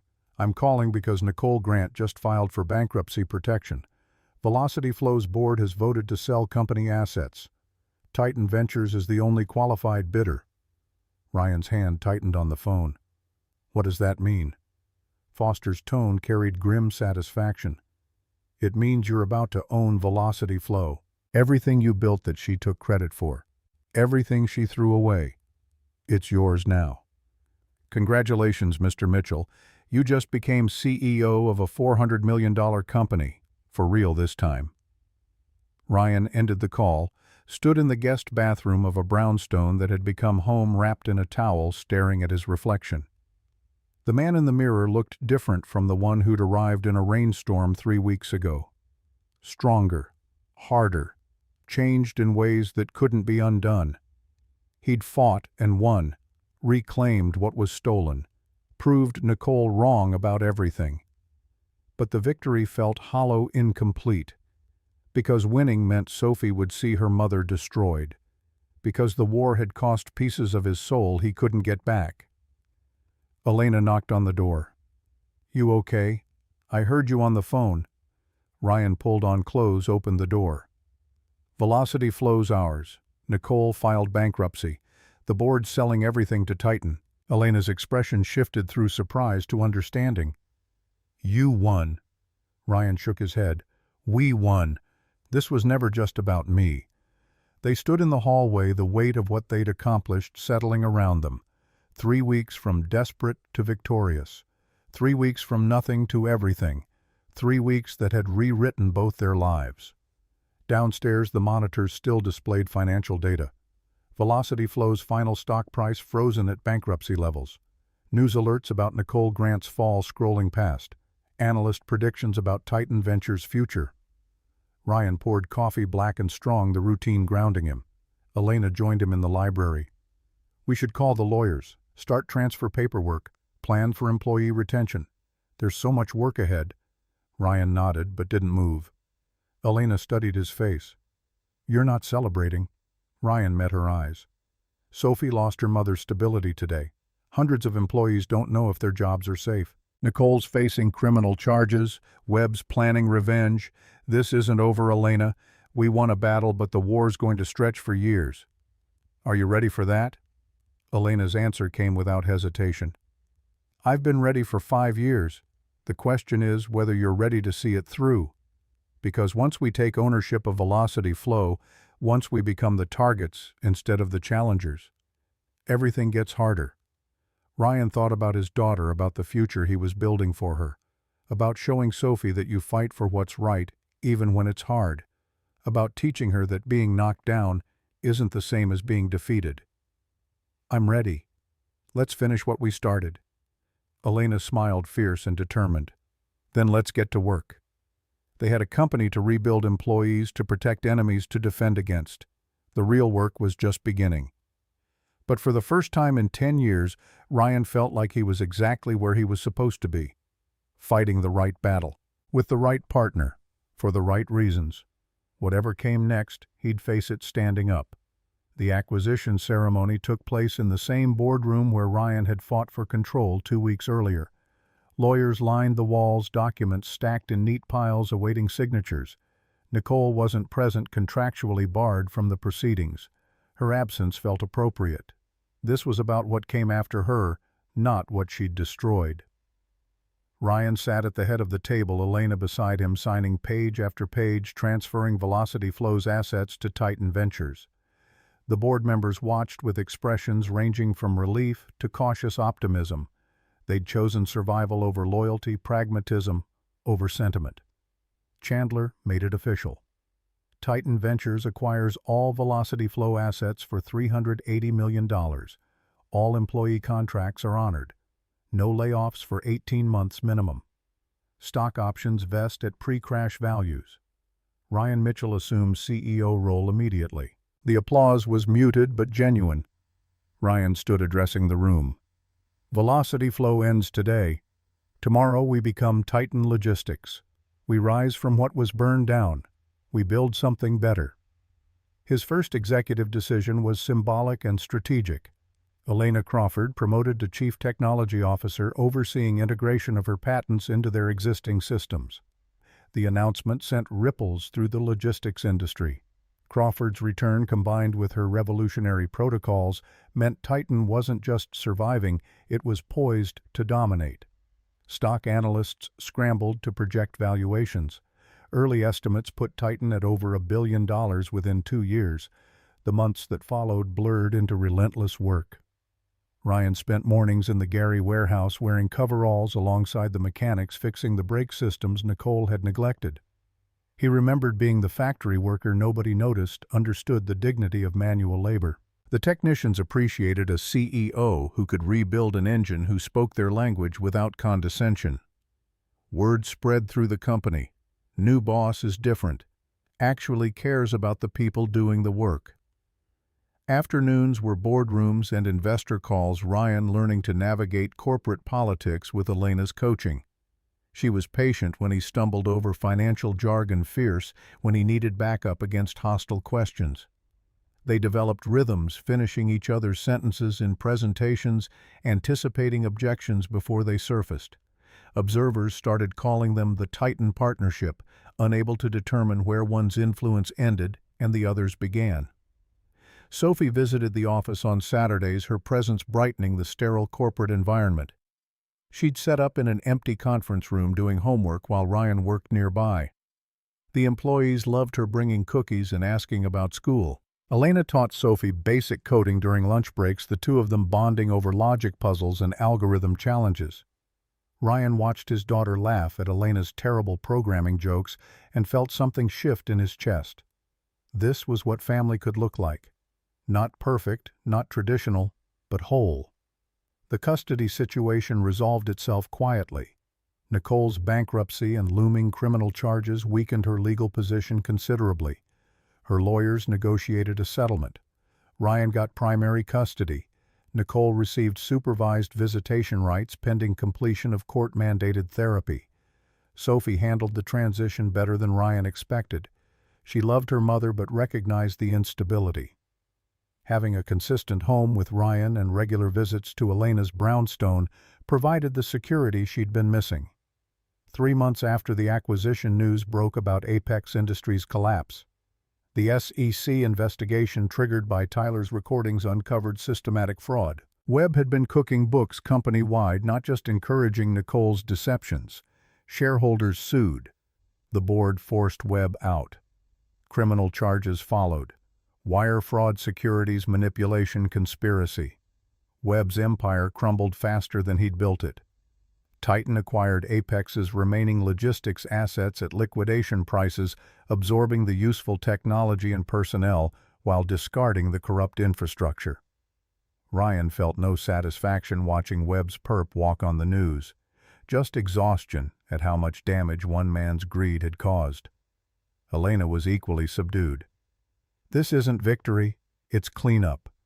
She shut off the monitor displaying Webb's mugshot. We won, but look what it cost. Hundreds of Apex employees out of work. Investors lost fortunes. Nicole's facing prison. Daniel's still dead. Ryan understood. Justice wasn't the same as healing. Winning wasn't the same as being whole. 1 year after the divorce, the tech gala returned. Titan Logistics was now valued at $1.2 billion. Ryan and Elena featured on magazine covers as the year's most successful partnership. Forbes ran a profile titled, "From Ashes, the Titan Success Story." The article detailed Ryan's journey from factory worker to billionaire CEO, Elena's resurrection from reclusive widow to industry leader. It soft-pedaled the revenge elements focused on innovation and employee-first policies. The narrative was cleaner than reality, but essentially true. Ryan wore the same charcoal suit from last year's gala, now comfortable as a second skin. Elena's midnight blue gown was new, custom designed with a neckline that managed to be elegant and devastating simultaneously. They arrived in Elena's Mercedes, photographers snapping as they stepped onto the red carpet. "Mr. Mitchell, how does it feel to be back after last year's dramatic entrance?" Ryan smiled for the cameras. Last year was about confronting the past. This year's about building the future. Inside, the ballroom glittered with the same expensive excess, but Ryan navigated it differently now, comfortable rather than performing. Board members approached with genuine respect. Investors pitched partnerships. Journalists requested interviews. Elena handled the attention with practiced ease, deflecting intrusive questions while maintaining charm. They moved through the room as a unit, two people who'd learned to trust absolutely. Nicole appeared near the bar, alone. Ryan almost didn't recognize her. The designer clothes were gone, replaced by a simple black dress from a department store. Her hair was shorter, styled plainly. No jewelry except small earrings. She looked smaller, humbled by consequences. Their eyes met across the crowd. Nicole's expression cycled through fear, shame, resignation. Ryan felt Elena tense beside him. "We can leave. Go somewhere else." But Ryan shook his head. "No, I need to do this." He approached slowly, giving Nicole time to flee if she chose. She didn't, just stood there, gripping her glass like a lifeline. "Ryan." Her voice was barely audible over the ambient noise. "I wasn't sure you'd talk to me." Ryan studied her, looking for the woman he'd loved, finding only ruins. "What are you doing here, Nicole?" She laughed bitterly. "Probation lets me attend industry events. My lawyer thought showing my face might help with sentencing, prove I'm trying to rebuild my reputation. How's that working?" The question came without malice, genuine curiosity. Nicole's smile was fragile. "Everyone avoids me like I'm contagious, which I guess I am. Corporate fraud tends to make people nervous." She met his eyes. "I know you hate me. I deserve that. But I wanted to say I'm sorry For everything. The piano, the credit stealing using Sophie. All of it. I was so focused on winning I forgot what winning was supposed to be for. Ryan felt Elena join them, her presence solid and supportive. Nicole acknowledged her with a small nod. Ms. Crawford, you were right about everything. About Webb, about me, about what I was destroying. Elena's expression was unreadable. Being right doesn't feel as good as I expected. Nicole, are you getting help? Nicole nodded quickly. Court-ordered therapy 3 times a week. And I'm teaching business ethics at a nonprofit, helping women rebuild after incarceration. The irony isn't lost on me. Sophie asked about you last week. Ryan's words surprised himself. Said she missed her mom. Nicole's eyes filled instantly. She did. Ryan continued. She's 9 now. Smart, funny, plays Gershwin like she was born to it. She needs her mother in her life. Not the CEO who put work first. The actual mother who remembers she has a daughter. Nicole was crying now, tears tracking mascara. I want that. I want to be that. I just don't know if I can. Elena spoke, her voice gentle but firm. You start by showing up, consistently. Not when it's convenient. Not when you feel guilty, but regularly. You rebuild trust, brick by brick. Ryan and I will support supervised visits if you commit to therapy and prove you're stable. Sophie deserves a mother who's present. Can you be that? Nicole wiped her eyes, straightened her spine. Yes, I can be that. I will be that. They talked for another 10 minutes, establishing boundaries, discussing logistics. Nicole would start with weekly supervised visits, working toward unsupervised time as she demonstrated reliability. Ryan felt something release in his chest. Not forgiveness exactly, but the beginning of letting go. Nicole would never be his partner again, but she could be Sophie's mother. That was enough. Tyler appeared as they were finishing, looking nervous. He'd stayed in Chicago working at the same nonprofit as Nicole, both of them trying to rebuild from shared wreckage. I'm sorry to interrupt. I just wanted to say the testimony helped. Webb got 18 years. Tyler's courage had been expensive. He'd received death threats, lost friends, spent months in protective custody. But he'd done the right thing when it counted. Thank you. Ryan extended his hand. Tyler took it, relief visible. For what it's worth, Sophie's lucky to have you as a father. I see what Nicole threw away now. Ryan withdrew his hand. Sophie's lucky to have people around her who are trying to be better. That includes you and Nicole if you keep working at it. They parted amicably, not quite friends, but no longer enemies. Elena watched them go. You're more forgiving than I am. Ryan turned to her. I'm not forgiving. I'm just tired of carrying anger. It's heavy, Elena. And I want to travel light. She smiled, understanding in her eyes. Then maybe it's time to put some other weights down too. She pulled a small box from her clutch, opened it to reveal a platinum band with a modest diamond. I had this designed 3 months ago. Been waiting for the right moment. Ryan Mitchell, will you marry me? The proposal shocked him silent. Elena rushed to fill the gap. I know it's fast. I know we said we'd wait until everything's settled. But Ryan, life doesn't settle. It just keeps moving. And I don't want to waste time being cautious when I could be building something real with you. We've been partners in war. I want to be partners in peace. Ryan looked at the ring, at Elena's hopeful, nervous expression, at the ballroom full of people who'd watched him fall and rise. He thought about Sophie asking when he and Elena were getting married about the brownstone that had become home, about partnership built on trust and tested by fire. Yes. The word came out certain. Yes, I'll marry you. But I'm buying you a ring too. This partnership goes both ways. They married in June, small ceremony at the brownstone with Sophie as flower girl and Tyler playing piano. Nicole attended, sitting in the back, crying quiet tears that might have been grief or joy or both. The reception was family and close friends, nothing like the corporate circus of the gala. Just people who mattered celebrating something genuine. Sophie gave a toast that made everyone laugh and cry. My dad says you can fall down and get back up. He did that. Elena did that. And now they're getting up together. I think that's pretty cool. 2 years after the divorce, Titan Logistics went public at $8.4 billion valuation. Ryan and Elena rang the opening bell at NASDAQ.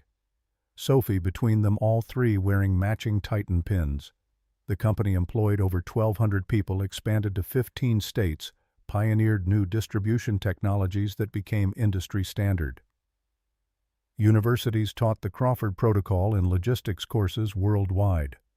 Ryan's original napkin sketches were displayed in the Smithsonian's Innovation Exhibit.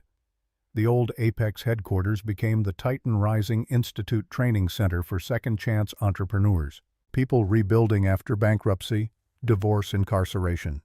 Nicole taught there full-time, her insider knowledge of failure making her an effective instructor. She'd published a memoir about hubris and humility, donating proceeds to employee assistance programs. The book became required reading in business ethics courses. Sunday dinners at the Brownstone became tradition. Ryan, Elena, Sophie, Nicole, Tyler. An unconventional family built from wreckage and forgiveness. Sophie thrived with the expanded support system, excelling in school, performing Gershwin at Orchestra Hall to standing ovations. Ryan watched from the front row, Elena's hand in his, feeling complete in ways he'd never imagined possible during those dark November days. The piano had been the final piece. Elena had tracked it down in a Goodwill warehouse in Indiana, purchased it anonymously, had it restored and delivered to the Brownstone. Sophie had cried when she saw it, understanding the significance. Ryan had cried too, his mother's gift reclaimed, passed forward to his daughter. The piano sat in the Brownstone's music room, now Sophie's practice sessions filling the house with sound and life. Ryan stood in his office at Titan headquarters one morning, looking at the city through floor-to-ceiling windows.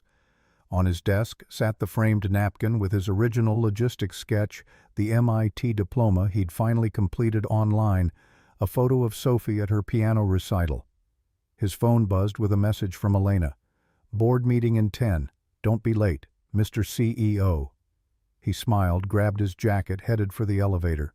In the end, Ryan realized rock bottom hadn't been a foundation. It had been a clearing. A space burned clean of everything false, everything built on compromises and borrowed dreams. From that clearing he'd grown something true, not the life he'd planned with Nicole with its assumptions of partnership that proved hollow, something better, something earned through pain and choice and the courage to believe he deserved more than scraps from someone else's table.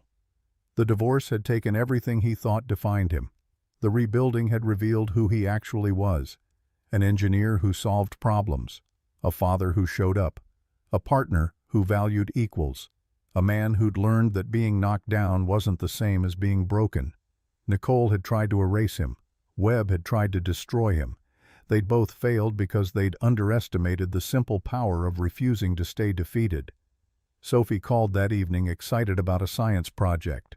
Her voice carried joy and security, the sound of a child who knew she was loved. Ryan listened to her chatter about volcanoes and chemical reactions, contributing enthusiastic questions. After they hung up, he sat with Elena on the Brownstone's back terrace, watching stars appear over Chicago. "You did good work today," she leaned against his shoulder. "So did you."